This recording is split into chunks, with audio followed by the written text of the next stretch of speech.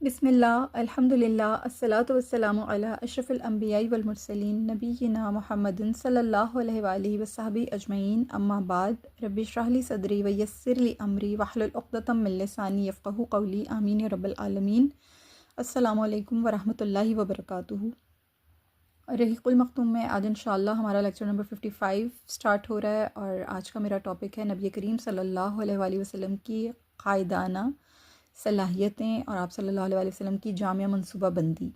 اس حوالے سے میں آپ لوگوں کے ساتھ جس طرح لاسٹ لیکچر میں آپ لوگوں سے ذکر کر رہی تھی کہ غزوہ بدر کے بعد نبی کریم صلی اللہ علیہ وآلہ وسلم نے جس طرح سے جنگی حکمت عملی کا مظاہرہ فرمایا، آپ صلی اللہ علیہ وآلہ وسلم نے کچھ اسٹریٹجیز بنائیں اور ان کے اوپر عمل پیرا ہوئے، اور جتنی بھی بیرونی مداخلت تھی، چاہے وہ یہود کی طرف سے ہو رہی تھی، چاہے وہ سازشیں بدوؤں کی طرف سے ہو رہی تھیں، وہ اندرون مدینہ رہنے والے منافقین کی طرف سے ہو رہی تھیں، یا پھر مشرکین مکہ کی طرف سے وہ چھوٹی موٹی جھڑپیں تھیں، نبی کریم صلی اللہ علیہ وآلہ وسلم نے تمام کا بہت ہی جامعہ اور بہت ہی قائدانہ عبقریت کے ساتھ سامنا فرمایا، اور آپ صلی اللہ علیہ وآلہ وسلم نے انہیں نہایت موزوں انداز میں ریٹیلیٹ کیا، انہیں جواب دیا۔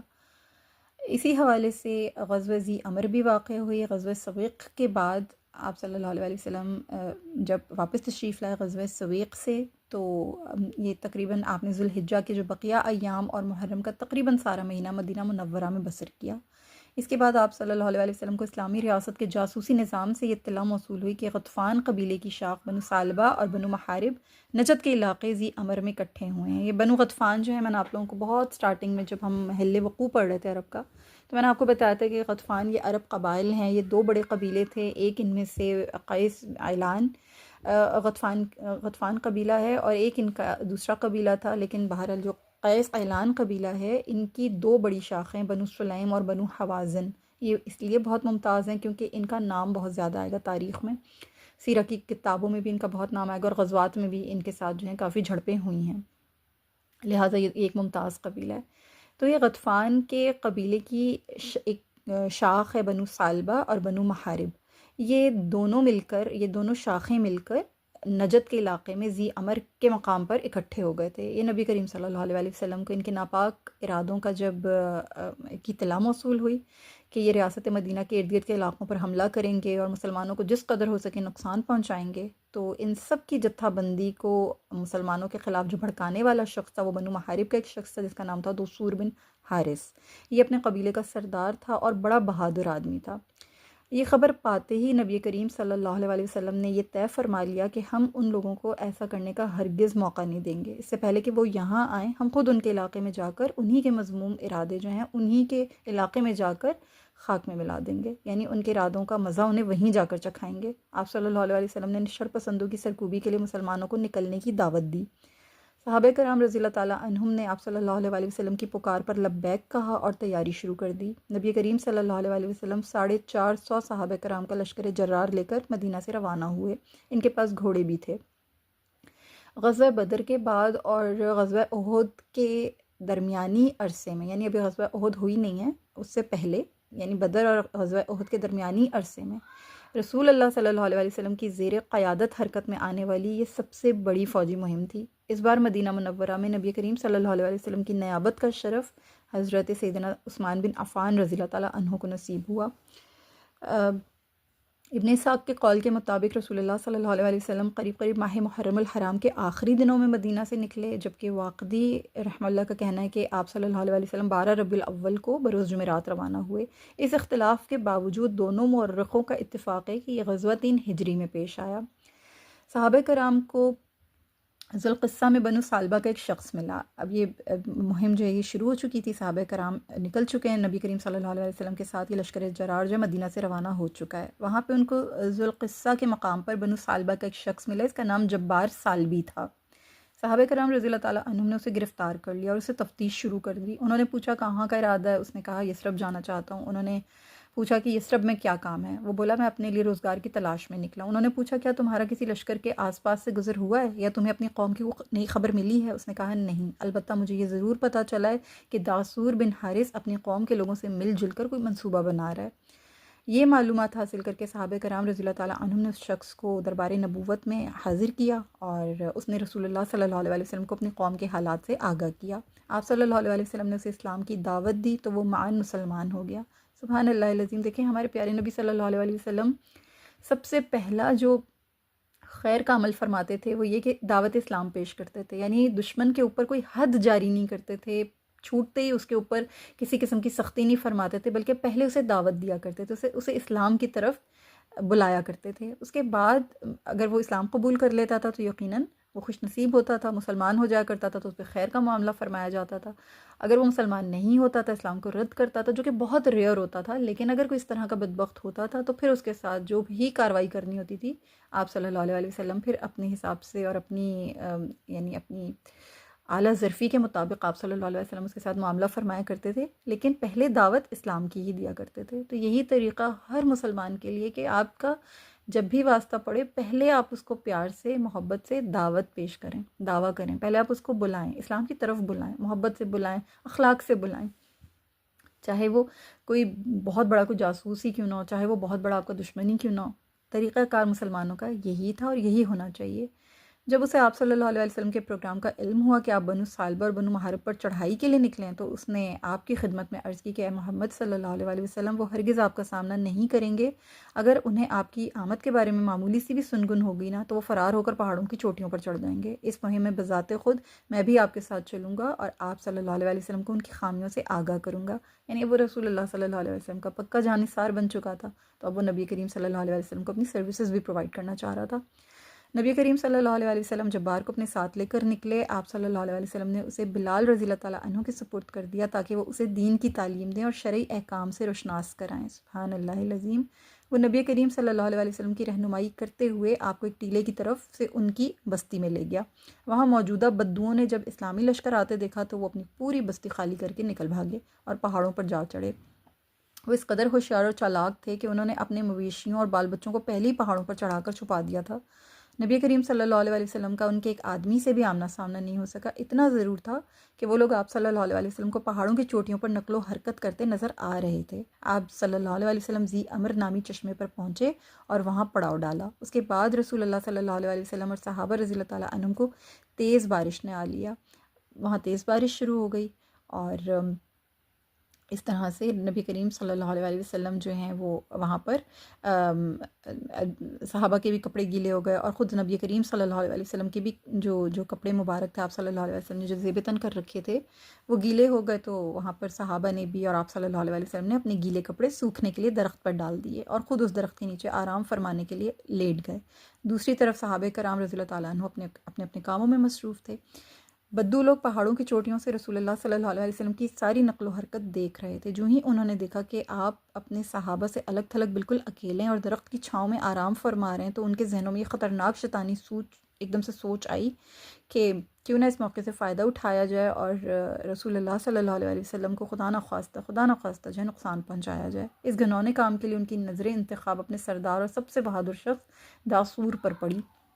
انہوں نے اسے کہا کہ یہ بڑا سازگار موقع ہے، محمد صلی اللہ علیہ وسلم اس وقت اپنے صحابہ سے بالکل الگ تھلگ ہیں اور اتنی دور ہیں جہاں سے وہ مدد کے لیے اپنے صحابہ کو پکاریں گے تو ان کو رسول اللہ صلی اللہ علیہ وسلم تک پہنچتے دیر ہو جائے گی۔ اتنی دیر میں تم اللہ کے رسول صلی اللہ علیہ وسلم کو آسانی سے ثم معاذ اللہ قتل کر دو گے۔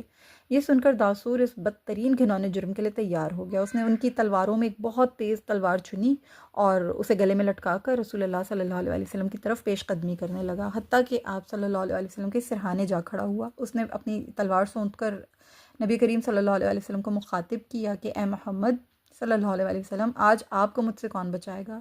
اسے اس طرح اپنے ہاتھ میں تلوار پکڑے ہوئے دیکھ کر رسول اللہ صلی اللہ علیہ وسلم کی پیشانی مبارک پر ایک شکن تک نہیں آئی۔ آپ صلی اللہ علیہ وسلم نے بدستور اطمینان سے لیٹے لیٹے بلا خوف و خطر فرمایا، اللہ تعالیٰ بچائے گا۔ آپ صلی اللہ علیہ وسلم نے یہ فرمانے کی دیر تھی کہ جبریل امین علیہ السلام نے اس کے سینے کو دھکا دیا، تلوار اس کے ہاتھ سے گر اس کا ناپاک ارادہ خاک میں مل گیا۔ اب رسول اللہ صلی اللہ علیہ وسلم نے تلوار تھام لی اور اس کے سر پر کھڑے ہو گئے۔ جو سوال اس نے آپ سے کیا تھا آپ صلی اللہ علیہ وسلم نے بھی اس سے وہی سوال کیا، اب بولو آج تمہیں مجھ سے کون بچائے گا؟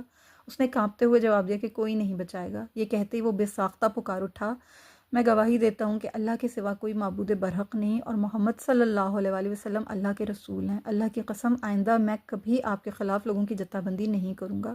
رسول اللہ صلی اللہ علیہ وآلہ وسلم کو اس کے اسلام قبول کرنے کی بہت خوشی ہوئی، بے حد خوش ہوئے آپ صلی اللہ علیہ وآلہ وسلم، اور آپ صلی اللہ علیہ وآلہ وسلم نے اس کی تلوار اسی کو عنایت فرما دی۔ وہ جانے کے لیے مڑا اور دوبارہ آپ کی طرف متوجہ ہو کر عرض کرنے لگا کہ اللہ کے رسول صلی اللہ علیہ وآلہ وسلم، اللہ کی قسم آپ احسان کرنے کے معاملے میں مجھ سے بہتر ہیں۔ نبی کریم صلی اللہ علیہ وآلہ وسلم نے فرمایا میں تم سے اس بات کا زیادہ حقدار ہوں کہ میں احسان کروں۔ سبحان اللہ العظیم۔ داثور بن حارث اپنی قوم کی طرف لوٹ آیا، لیکن جب وہ واپس آیا نا تو اب وہ پہلے جیسا داثور نہیں تھا۔ اس کا سینہ نور اسلام سے منور ہو چکا تھا، اس کی کایا پلٹ چکی تھی۔ وہ شکار کرنے آیا تھا مگر خود ہی شکار ہو گیا تھا۔ سبحان اللہ العظیم۔ پہلے تو وہ خود رسول اللہ صلی اللہ علیہ وسلم کو قتل کرنے کے لیے گیا تھا، لیکن اب آپ کی رفت و محبت کا قتیل بن کر آپ صلی اللہ علیہ وسلم کے بے مثل کردار کی عظمت کا متعارف ہو کر واپس آیا تھا۔ اس کی قوم کے لوگ منتظر تھے کہ وہ ایک کارنامہ انجام دے کر آئے گا۔ کسی کے حاشیہ خیال میں بھی یہ بات نہیں تھی۔ ان کا بہادر لیڈر جس نے انہیں اسلام دشمنی اور مسلمانوں کے خلاف جتھا بندی پر اکسایا تھا، اب خود اسلام کی حقانیت کا علمبردار بن کر آئے گا۔ داثور اپنی قوم کے لوگوں کے پاس پہنچا تو انہوں نے اس سے پوچھا کہ بتاؤ ان کا کیا ہوا، یعنی محمد صلی اللہ علیہ وسلم کا کیا بنا؟ تمہیں تو انہوں نے بھرپور موقع بھی دے دیا تھا اور تلوار بھی تمہارے ہاتھ میں چمک رہی تھی۔ داثور نے کہا اللہ کی قسم ایسا ہی تھا، لیکن ہوا یہ کہ میں نے وہاں ایک دراز قد گورے آدمی کو دیکھا، اس نے میرے سینے کو دھکا دیا تو میں پیٹھ کے بل گر گیا۔ میں نے جان لیا کہ یہ کوئی انسان نہیں، یہ تو کوئی فرشتہ ہے۔ چنانچہ میں نے اسی وقت اقرار کر لیا کہ اللہ کے سوا کوئی معبود برحق نہیں اور محمد صلی اللہ علیہ وآلہ وسلم اللہ کے رسول ہیں۔ اللہ کی قسم میں ان کے خلاف کبھی کوئی جنبش تک نہیں کروں گا۔ اس کے بعد وہ اپنی قوم کو اسلام کی دعوت دینے لگا۔ اللہ تعالیٰ نے اس کے ذریعے سے بہت سارے لوگوں کو ہدایت عطا فرمائی، اور انہی کے بارے میں اللہ تعالیٰ نے پھر یہ آیت مبارکہ بھی نازل فرمائی جو کہ سورہ مائدہ آیت نمبر 11 ہے کہ اے لوگو جو ایمان لائے ہو، اللہ نے تم پر جو نعمت نازل فرمائی اسے یاد کرو۔ جب ایک قوم نے ارادہ کیا تھا کہ تمہاری طرف اپنے ہاتھ بڑھائیں تو اللہ نے انہیں تم پر ہاتھ ڈالنے سے روک دیا۔ سبحان اللہ العظیم۔ ابن اسحاق رحمہ اللہ نے لکھا ہے کہ اس کے بعد رسول اللہ صلی اللہ علیہ وسلم نے سفر کا تقریباً سارا مہینہ نجد میں بسر فرمایا۔ یہ جو نجد کا علاقہ ہے نا، یہ وہ سعودی عرب کا وہ علاقہ ہے جہاں پر آج ان کا کیپٹل ریاض ہے، تو یہ پورا علاقہ جو ہے نجد کا علاقہ کہلاتا ہے۔ آپ صلی اللہ علیہ وسلم نے تقریباً سارا مہینہ نجد میں بسر فرمایا، پھر آپ بغیر کسی لڑائی کے واپس مدینہ منورہ تشریف لے گئے، جبکہ واقعی رحمہ اللہ نے یہ کہا ہے کہ آپ کل 11 دن مدینہ سے باہر رہے تھے۔ تو سبحان اللہ العظیم، یہاں پر ایک بہت ضروری وضاحت ہے جو میں آپ لوگوں کے سامنے کرنا چاہتی ہوں کہ یہ جو تلوار والا واقعہ ہے نا، ایسا ہی ایک واقعہ غزوہ ذات الرقاع میں بھی ہوا تھا۔ اس کی واپسی پر بھی اسی قسم کا ایک واقعہ پیش آیا تھا جسے صحیح بخاری میں بھی درج کیا گیا ہے، یعنی امام بخاری بھی اس کو اپنی جو ہے وہ اس میں لے کر آئے، اپنی کتاب میں لے کر آئے ہیں۔ تو بعض علماء نے یہ جو واقعی کا بیان کردہ واقعہ ہے اس کو غزوہ ذات الرقاع کا واقعہ قرار دیا اور اسے ایک ہی واقعہ تسلیم کیا ہے، لیکن امام بہقی رحمہ اللہ لکھتے ہیں کہ اگر واقعی نے اس غزوے میں بیان ہونے والی باتیں یاد رکھی ہیں تو گویا وہ دونوں الگ الگ معاملے ہیں۔ اور حافظ ابن کثیر رحمہ اللہ نے بھی کہا ہے کہ اگر یہ واقعہ محفوظ یعنی ثابت شدہ ہے تو یہ قطعی طور پر ایک دوسرے سے جدا وقت ہے، اس لیے کہ دوسرے واقعے میں مذکور شخص کا نام غورث بن حارث تھا۔ وہ مسلمان نہیں ہوا بلکہ اپنی مذہب پر قائم رہا تھا، البتہ اس نے نبی کریم صلی اللہ علیہ وسلم سے یہ عہد کر لیا تھا کہ وہ آپ صلی اللہ علیہ وسلم سے کبھی جنگ نہیں کرے گا۔ حافظ ابن حجر رحمہ اللہ نے بھی یہی لکھا ہے کہ واقعی کی بات سے بھی یہی ظاہر ہوتا ہے کہ دونوں جدا جدا واقع ہیں جو دو الگ الگ غزووں میں ظہور میں آئے، اور علامہ زرقانی رحمہ اللہ نے بھی محقق علماء کے حوالے سے اسی موقف کو صحیح قرار دیا ہے۔ تو یہ بات یہاں پہ آپ لوگوں کے سامنے بھی لانا بے انتہا ضروری تھی کہ یہ جو واقعات ہیں یہ 2 دفعہ ہوئے ہیں، یہ الگ الگ واقعات ہیں، لیکن یہ تلوار والا واقعہ ایک مرتبہ واقعہ غزوہ ذات الرقاع میں بھی ہوا تھا، اور ایک مرتبہ یہ واقعہ غزوہ ذی امر میں بھی ہوا، اور غزوہ ذی امر میں جس شخص نے اسلام قبول کیا تھا اس کا نام داثور تھا، اور وہ اپنے قبیلے کا ایک بہادر آدمی تھا اور سردار بھی تھا، اور یہ وہی تھا جس نے ان سب کو اکسایا تھا۔ اس کا نام داثور بن حارث تھا۔ ٹھیک ہے، چلیے یہ غزوہ ہم نے غزوہ ذی امر کے بارے میں پڑھا۔ اللہ نے نبی کریم صلی اللہ علیہ وسلم کو شان عطا فرمائی کہ کوئی جنگ نہیں ہوئی، کوئی لڑائی نہیں ہوئی، بلکہ ان کا سردار ہی اسلام قبول کر گیا، اور اسلام قبول کر کے اس نے پھر آگے داعی اللہ بن کر اپنے لوگوں کو بھی اسلام کی طرف راغب فرمایا، اور جو ان کا جو اس قوم کا جو ایک شخص ملا تھا اس کو بھی نبی کریم صلی اللہ علیہ وسلم نے جب اسلام کی دعوت دی تو اس نے فوراً اسلام کو قبول کیا اور حمایتی بھی بنا، اور اس نے رسول اللہ صلی اللہ علیہ وسلم کو گائیڈ بھی کیا. یعنی گائیڈ سے مراد یہ آپ صلی اللہ علیہ وسلم تو خود سب کے گائیڈ ہیں، آپ تو سب سے زیادہ لوگوں کی رہنمائی فرمانے والے ہیں. اس نے آپ صلی اللہ علیہ وسلم کو بہرحال اپنی قوم کے حالات و واقعات سے اندرونی طور پر آگاہ کیا. اس کے بعد ہم پڑھتے ہیں غزوہ بحران کے بارے میں. غزوہ ذی امر سے واپسی کے بعد نبی کریم صلی اللہ علیہ وسلم نے ربیع الاول کا پورا مہینہ یا اس سے کم دن، یعنی کچھ کم دن مدینہ منورہ میں بسر فرمائے. اس کے بعد آپ صلی اللہ علیہ وسلم ایک اور غزوے کے لیے بحران نامی علاقے کی طرف تشریف لے گئے. بحران وادی الفضا کے نواح میں اہل حجاز کی ایک کان ہے جو وادی حجر اور وادی مر کے یعنی بالکل سینٹر میں، یعنی اس کے سنگم پر واقع، یوں کہہ لیجیے. یہ رابغ سے تقریباً 90 کلومیٹر کے فاصلے پر مشرق میں واقع جگہ ہے، یعنی یہ حجاز کا ہی علاقہ ہے. اس غزوے کے دو اسباب تھے. ایک سبب یہ تھا کہ نبی کریم صلی اللہ علیہ وسلم قریش کے تجارتی قافلے کی ناکہ بندی کرنا چاہتے تھے، اور بحران قریش کے شام کے تجارتی راستے میں واقع تھا، یعنی شام کی طرف ان کی جو تجارت تھی اس کے درمیان کے راستے میں یہ واقع جگہ تھی بحران. ان کا واقعہ تجارت یہیں سے گزرتا تھا. دوسری وجہ یہ تھی کہ آپ کو یہ اطلاع موصول ہوئی کہ بنو سلیم کی بھاری تعداد بحران میں جمع ہے اور یہ لوگ مسلمانوں پر حملے کی منصوبہ بندی کر رہے ہیں. بنو سلیم ایک بہت بڑا عدنانی قبیلہ تھا، جیسے میں نے آپ لوگوں کو پہلے بھی بتایا کہ یہ جو غطفانی قبیلہ یعنی قیس اعلان کا قبیلہ، یہ عدنانی قبائل ہیں. ٹھیک ہے، تو یہ عدنانی قبیلہ تھا جو دور دور تک پھیلا ہوا تھا. یہ لوگ نجد کے علاوہ حجاز میں بھی آباد تھے. نجد کی طرف میں نے آپ کو بتایا غزوہ ذی امر ہوئی تھی، تو وہ انہی کے بنو سالبہ اور بنو، جو میں نے ابھی آپ لوگوں کے سامنے رکھا تھا، جو میں نے آپ کو دو قبائل بتائے تھے کہ بنو سالبہ اور بنو محارب، یہ بھی غطفان قبیلے کے ہی تھے. اور دوسری طرف یہ جو بحران کا علاقہ تھا یہاں پر بھی یہ لوگ موجود تھے. بنو سلیم کا جو لوگ تھے یہ یہاں پر بھی بھاری تعداد میں بحران کے علاقے میں بھی جمع تھے اور مسلمانوں کے خلاف منصوبہ بندی کر رہے تھے. رسول اللہ صلی اللہ علیہ وسلم نے اس غزوے کی تیاری شروع کر دی اور صحابہ کرام رضی اللہ تعالیٰ عنہم کو بھی تیاری کا حکم دے دیا. تاہم آپ صلی اللہ علیہ وسلم نے عسکری حکمت عملی کے پیش نظر یہ بات صیغہ راز میں رکھی کہ آپ صلی اللہ علیہ وسلم کس طرف سے جانا چاہتے ہیں، کیونکہ یہ بات لیک ہو جاتی تو ظاہر سی بات ہے دشمن چوکنا ہو جاتا. آپ صلی اللہ علیہ وسلم نے سیدنا عبداللہ بن ام مکتوم رضی اللہ تعالیٰ عنہ کو مدینہ منورہ میں اپنا نائب مقرر فرمایا اور بنفس نفیس 300 صحابہ کرام کا لشکر لے کر روانہ ہوئے. ابن اسحاق کے مطابق آپ ربیع الاخر 3 ہجری میں اس غزوے کے لیے روانہ ہوئے، لیکن واقدی رحمہ اللہ کا کہنا ہے کہ آپ جمادی الاولیٰ میں تشریف لے گئے. بہرحال لشکر اسلام تیزی سے بحران کی جانب بڑھتا چلا جا رہا تھا. جب اہل لشکر بحران سے ایک رات کے فاصلے پر پہنچے تو وہاں انہیں بنو سلیم کا ایک آدمی ملا. صحابہ کرام نے اس سے بنو سلیم اور ان کی جمعیت کے بارے میں پوچھ گچھ کی. اس نے بتایا کہ وہ لوگ تو گزشتہ رات ہی یعنی گزشتہ روز ہی منتشر ہو کر اپنی وادی کی طرف لوٹ گئے ہیں. رسول اللہ صلی اللہ علیہ وسلم کے حکم پر اس شخص کو ایک صحابی کے سپرد کر دیا گیا. اس کے بعد آپ صلی اللہ علیہ وسلم نے دوبارہ سفر کا آغاز فرمایا اور بحران پہنچ گئے. یہاں بھی انوکھا حال نظر آیا. دور دور تک کوئی آدمی نہ تھا، نہ کوئی آدمزاد، نہ کوئی بندہ، نہ بندے کے ساتھ کوئی بھی وہاں پہ موجود نہیں تھا. سب کے سب فرار ہو چکے تھے. نبی کریم صلی اللہ علیہ وسلم نے یہی مناسب سمجھا کہ یہاں کچھ عرصہ قیام کیا جائے. چنانچہ نبی کریم صلی اللہ علیہ وسلم نے یہاں کچھ دن قیام فرمایا. کچھ دن آپ صلی اللہ علیہ وسلم یہاں ٹھہرے. یوں آپ صلی اللہ علیہ وسلم مجموعی طور پر مدینہ سے کل 10 دن باہر رہے. اس کے برعکس ابن اسحاق رحمہ اللہ یہ کہتے ہیں کہ نبی کریم صلی اللہ علیہ وسلم نے ربیع الثانی اور جمادی الاولیٰ کے 2 مہینے یہیں قیام فرمایا. اس کے بعد آپ صلی اللہ علیہ وسلم واپس مدینہ منورہ تشریف لے گئے. اس دوران میں کسی سے لڑائی کی کوئی نوبت ہی نہیں آئی.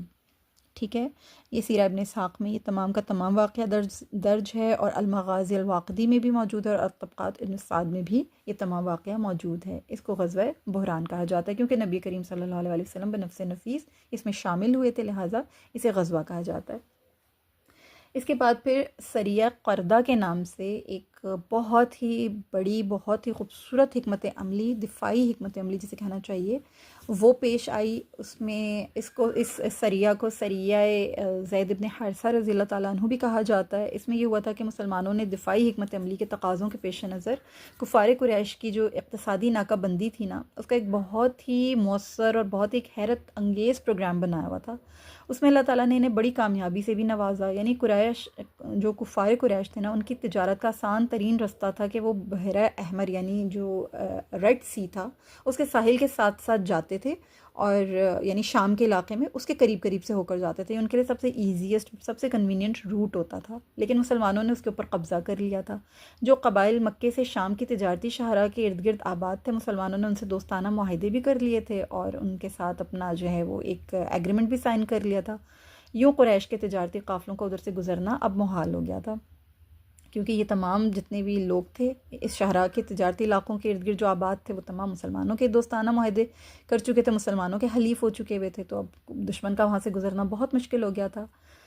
غزوہ بدر کے بعد کفار قریش کا جو عبرت ناک حشر ہوا نا، اس کی وجہ سے ان کے لیے شام کی تجارتی شاہراہ پر سفر کرنا دو بھر ہو گیا تھا. ان کے دلوں پر مسلمانوں کا ایسا زبردست دبدبہ چھا گیا تھا کہ وہ اب تجارتی قافلوں کو یکسر غیر محفوظ سمجھتے تھے.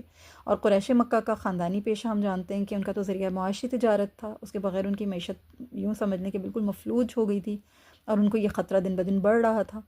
اس نئی صورتحال نے انہیں شدید پریشانی میں مبتلا کر دیا، اور پھر ان کا حال یہ تھا کہ مرتا کیا نہ کرتا، وہ تجارتی قافلوں کے لیے ساحل سمندر کا رستہ چھوڑ کر دوسرا رستہ اختیار کرنے پر مجبور ہو گئے. یعنی مسلمانوں نے ان کو اس قدر نیل ڈاؤن کر دیا، اتنا مسلمانوں نے ان کے اوپر جو ہے اپنا دبدبہ، اپنا غلبہ اور اپنا ایک رعب، اپنی دہشت ان کے دلوں پہ حاوی کر دی تھی. سبحان اللہ العظیم.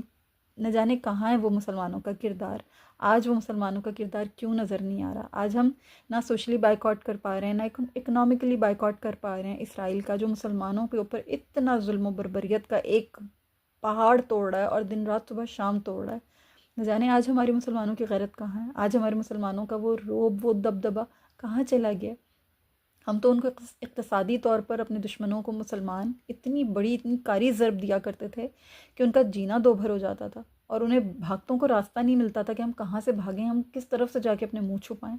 اور آج کا مسلمان، حیرت ہے، حیرت ہے. ہماری ایمان کی حالت پر بھی حیرت ہے، دکھ ہے، ہماری سوچوں پر بھی دکھ ہے، ہماری حکمت عملی پر بھی دکھ ہے. ہم اپنے جتنے بھی ہمارے حکمران ہیں اور جتنی بھی اسلامی ریاستیں، ہم سب کے حاکموں کو تو برا بھلا ضرور بولتے ہیں، لیکن ہم ذاتی طور پر کہاں کہاں کھڑے ہیں. مجھے میرا جائزہ لینا، آپ کو اپنا جائزہ لینا ہے. ہمیں اپنے آپ کو بھی ٹٹولنا ہے، ہمیں اپنا جائزہ بھی لینا ہے. یہ کوئی فرد واحد کا کرنے کا کام نہیں ہے، یہ ایک پوری جماعت کے کرنے کا کام ہے. یہ تمام کے تمام مسلمانوں کو ایک امت بننے کا وقت ہے. یہ جھنجھوڑ دینے کا وقت ہے اپنے اپنے ایمان کو اور اپنے اپنے عمل کو، اور اپنی جس لیول پر بھی ہم کچھ کر سکتے ہیں اس لیول پر ہمیں آگے بڑھنے کا وقت ہے. لیکن ہم سب اپنی لگژریز کو اور اپنی ذات کو اور اپنی فیملیز کو اور اپنی جو ہماری جو فیسلٹیز ہیں، یا یوں کہہ لیجیے کہ جو ہمارے مفادات ہیں، ہم انہی کو پیارا کر کے سینے سے لگائے بیٹھے ہیں. اللہ تعالیٰ ہم سب پہ رحم فرمائے. اس وقت ہم سب کو بہت بہت بہت ضرورت ہے ایک ہونے کی، اور رسول اللہ صلی اللہ علیہ وآلہ وسلم کی بتائی ہوئی حکمت عملی پر مکمل طور پر عمل پیرا ہونے کی. اللہ کسی قوم کی حالت نہیں بدلتا جب تک وہ قوم خود اپنی حالت نہ بدلنا چاہے. دیکھیں مسلمان کیسے ان کو گھٹنوں کے اوپر لے آئے. کیا ہمارے لیے اتنا مشکل ہے اسرائیل کا بائیکاٹ کرنا، اسلام کی خاطر اسرائیل کو سوشلی یا اکنامکلی اس کو نیل ڈاؤن کروانا؟ ہم کیوں بائیکاٹ نہیں کر پا رہے؟ کیونکہ ہم خود کھوٹے ہیں، ہمارے اپنے اندر اتنی صلاحیت، اتنی قابلیت ہے ہی نہیں. ہم تو مفلوج ہیں، ہم تو ٹوٹے پھوٹے حال سے ہیں ان کے. ہم تو اتنے لنگڑے لولے ہو چکے ہیں کہ ہمیں تو بیساکھیاں بھی انہی کی چاہیے. ہم تو ان کی بیساکھیوں کے بغیر چل بھی نہیں سکتے. یہ ہماری نااہلی ہے، یہ ہماری نالائقی ہے. اللہ اس پہ ہمیں معاف کر دے. دعا مانگا کریں کہ اللہ اس پہ ہمیں معاف کر دے، اللہ ہمیں واقعی معاف کر دے. استغفر اللہ العظیم. چلیے بات کو شروع کرتے ہیں. جذباتی ہو گئی میں، بات کو وہیں سے کنٹینیو کرتے ہیں. صفوان بن امیہ یہ قریش کا تجارتی قافلہ شام لے جانا چاہتا تھا. یہ کردار تھا قریش کا، اور اس کو سمجھ میں نہیں آ رہا تھا کہ کون سا رستہ اختیار کرے. آخر اس سے رہا نہیں کیا، اس نے لوگوں کے سامنے جو ہے شور شرابہ کیا کہ بھئی محمد صلی اللہ علیہ وسلم اور ان کے ساتھیوں نے ہماری تجارتی شاہراہ کو ہمارے لیے بالکل ہی مسدود کر دیا ہے، مسدود ہو گیا ہمارے لیے وہاں سے نکلنا، گزرنا. اب سمجھ نہیں آتا کہ ہم ان سے کس طرح نمٹیں. تو نہ وہ ساحل سے ہٹ رہے ہیں، نہ ہی ساحل پہ رہنے والے لوگوں سے اب ہماری کچھ صلح ہے، اور نہ ہی ہم ان کے ساتھ اب گھل مل سکتے ہیں، کیونکہ ان کے ساتھ تو مسلمانوں نے صلح کر لی ہے، اور مسلمانوں نے ان کے ساتھ جو ہے اپنی پوری جو ہے ایک معاہدے کر لیے ہیں، وہ سب ان کے حمایتی ہو گئے۔ اب ہم کون سا راستہ اختیار کریں؟ اگر ہم اپنی شہر مکہ میں بیٹھے بیٹھے اپنا اصل مال کھاتے رہیں گے تو پھر تو ہم کنگال ہو جائیں گے، ہمارے پاس کچھ بھی نہیں بچے گا، جبکہ ہماری زندگی کا دار و مدار ہی یہ ہے کہ ہم گرمی میں شام کا سفر کرتے ہیں اور سردی میں ہم جو ہیں وہ اس طرف جاتے تھے، یمن کی طرف جاتے تھے۔ اب ہم کیا کریں؟ اب ہم یہ کر سکتے ہیں کہ سردی میں ہم پہنچ کر تجارت کریں، یعنی ان کا یہ ارادہ تھا، یہ اس نے تمام باتیں اور یہ تمام معاملات جو تھے یہ اپنی قوم کے سامنے رکھے۔ جب صفوان بن امیہ اپنی ساری باتیں کر چکا تو اسود بن مطلب نے اسے ایک تجویز پیش کی۔ اس نے کہا کہ ساحل کا راستہ چھوڑ دو اور عراق کی راہ اختیار کرو، یعنی عراق کی طرف سے لمبا راستہ تھا اور یہ نجد سے ہو کر شام کی طرف جاتا تھا، اور عام طور پر قریش کے لوگ اس راستے سے ناواقف تھے۔ صفوان نے اسود کی بات تجویز جو تھی اس کی بیسیکلی اس نے ہی سنتے ہی کہا کہ یہ تو راستہ ہی نہیں جانتا ہوں میں، مجھے تو اس کے بارے میں کچھ بھی نہیں پتہ ہے۔ تو اسود نے اس کو بتایا کہ تمہیں میں ایک ایسے رہبر کے بارے میں بتاؤں گا جو اس راستے سے بہت اچھی طرح واقف ہے اور بہت باخبر آدمی ہے، وہ تمہیں اس راستے سے آنکھیں بند کر کے لے جائے گا۔ صفوان نے اس کو فوراً پوچھا کہ وہ کون شخص ہے، مجھے اس کا نام بتاؤ۔ اس نے بتایا، اسود نے بتایا کہ وہ فرات بن حیان العجلی ہے، یعنی وہ بندہ جو ہے وہ اس راستے کو بہت اچھی طرح سے جانتا ہے، وہ اس پر سفر بھی کر چکا ہے۔ اور فرات بن حیان جو تھا اس کا تعلق بنو بکر بن وائل سے تھا، اور یہ بنو سہم کا حلیف تھا۔ صفوان نے جب یہ بات سنی تو اس نے کہا کہ ٹھیک ہے، یہ تو بہت اچھی بات ہے۔ اس کے بعد صفوان نے فرات کی طرف پیغام بھیجا اور اسے بلایا اور کھل کر ساری بات اس کو بتائی۔ اس نے کہا کہ ٹھیک ہے، میں شام جانا چاہتا ہوں، اور محمد صلی اللہ علیہ وسلم نے ہماری تجارتی شاہراہ کو انتہائی کٹھن اور ناقابل سفر بنا دیا ہے۔ اب ہمارے تجارتی قافلوں کی رہ گزر جو ہے وہ انہی کے قریب سے گزر کر جاتی ہے، ہمیں وہاں سے خطرہ ہے، ہمارا وہاں سے جانا محال ہے، اس لیے مجھے عراق کے راستے سے جانا ہے۔ تو تم مجھے وہاں سے جو ہے میری اپنی خدمات مجھے پیش کرو تاکہ میں وہاں سے جو ہے بخیر و خوبی اپنا قافلہ لے جاؤں، اور نجد کا علاقہ جو ہے وہ مجھے معلوم نہیں ہے۔ اس پر اس کو جو رہبر تھا اس نے اس کو بتایا کہ یہ علاقہ جو ہے یہ بے آب و گیا ہے، اور عراق کے راستے سے میں تمہیں وہاں پہ لے چلوں گا، اور وہاں جو ہے لوگوں کی بہت کم آمد و رفت ہوتی ہے، وہاں کے علاقے کا کسی کو پتہ نہیں ہے، اور کم کم لوگ وہاں پر آتے ہیں۔ تو صفوان نے بھی کہا کہ ہاں یہی راستہ میری اشد ضرورت ہے، ٹھیک ہے مجھے یہاں سے لے چلو، بے شک یہ ایک جنگل بیابان ہے، دشت و بیابان والا علاقہ ہے، کوئی بات نہیں، سردی کا مہینہ ہے، مجھے پانی کی بھی زیادہ حاجت نہیں ہے، ہمیں پانی کی طلب نہیں ہوگی، لہٰذا ہم اسی راستے کو اختیار کر لیتے ہیں۔ صفوان نے فرات بن حیان سے سارا معاملہ طے کر کے شام جانے کی تیاری شروع کر دی۔ یہاں پہنچ کر لامحالہ ہمارے قدم رک جاتے ہیں نا، اور دل میں یہ سوال ابھرتا ہے کہ مشرکین مکہ صدیوں سے سمندر کے کنارے آنے والے آسان اور روایتی راستے سے سفر کرتے آ رہے تھے، اس طویل کنارے پر موجود بستیوں کے رہنے والوں سے ان کے تعلقات کی مدت بھی بہت پرانی تھی، پھر کیا وجہ تھی کہ مشرکین مکہ ان بستیوں کے مکینوں کو اپنا مستقل ساتھی نہیں بنا سکے؟ ان کے ساتھ ان کا حلیفانہ تعلق جو تھا وہ بالکل بالکل باریک تار کی طرح تھا جو فوراً ٹوٹ گیا۔ اس کے برعکس مسلمانوں نے مدینہ پہنچ کر دیکھتے ہی دیکھتے ان ساری بستیوں کے رہنے والوں کے دلوں میں ایک نیا مقام پیدا کر لیا، اور دنیا ہی بدل دی ان کے دلوں کی۔ کیا وجہ تھی؟ نہ صرف انہیں اپنا حلیف بنا لیا، بلکہ مشرکین مکہ کی طرف سے ان کے دل کا رخ ہی پھیر دیا، انہیں اپنی محبت و عقیدت کا آشیانہ بنا دیا۔ کیا ہوا تھا؟ ایسا کیا کیا تھا انہوں نے؟ کیا تھا ان کے پاس ایسا کوئی ہتھیار یا ایسا کوئی ٹول یا ایسی کوئی ٹپ؟ کیا تھا؟ کیا سیکرٹ تھا اس کے پیچھے؟ اس کے پیچھے کیا تھا جسے ہمیں بھی اپنانا چاہیے؟ ایک راز تھا، اور وہ راز کوئی ایسا راز نہیں ہے جو بہت ہی بڑا صیغہ راز ہے، وہ بہت اوپن سیکرٹ تھا۔ وہ یہ تھا کہ اسلام کی آفاقی سچائی، ان کے دلوں میں واحد وجہ اسلام کی آفاقی سچائی تھی۔ مسلمانوں کے دل کفر و شرک کی نجاست سے پاک تھے، ان کے قلوب، ان کے جو مطلب میں آپ کو کس طرح سمجھاؤں کہ ان کے جو قلوب تھے نا وہ جلال الہی اور اخلاق محمدی کی جلوہ گاہ بن گئے تھے۔ ان کے دلوں کے اندر اللہ کا خوف تھا، رسول اللہ صلی اللہ علیہ وسلم کے اخلاق انہوں نے چمکتے دمکتے دیکھے تھے، اور انہوں نے اپنے دلوں کے اندر انہیں جذب کر لیا تھا، اپنے عمل کے اندر انہیں جذب کر لیا تھا۔ ان تمام خوبصورت اخلاق محمدی صلی اللہ علیہ وسلم اور اللہ تعالیٰ کی جو مشیت، اللہ تعالیٰ کی خشیت، اللہ تعالیٰ کا جلال، اس کے زیر اثر ان کے تمام اخلاق و اعمال جو تھے نا وہ چمکنے لگ گئے تھے، وہ جگمگانے لگ گئے تھے۔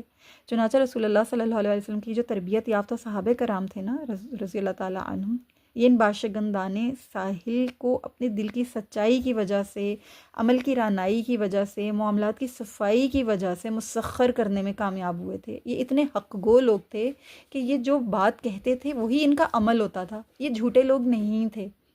ان کے اندر بناوٹ نہیں تھی.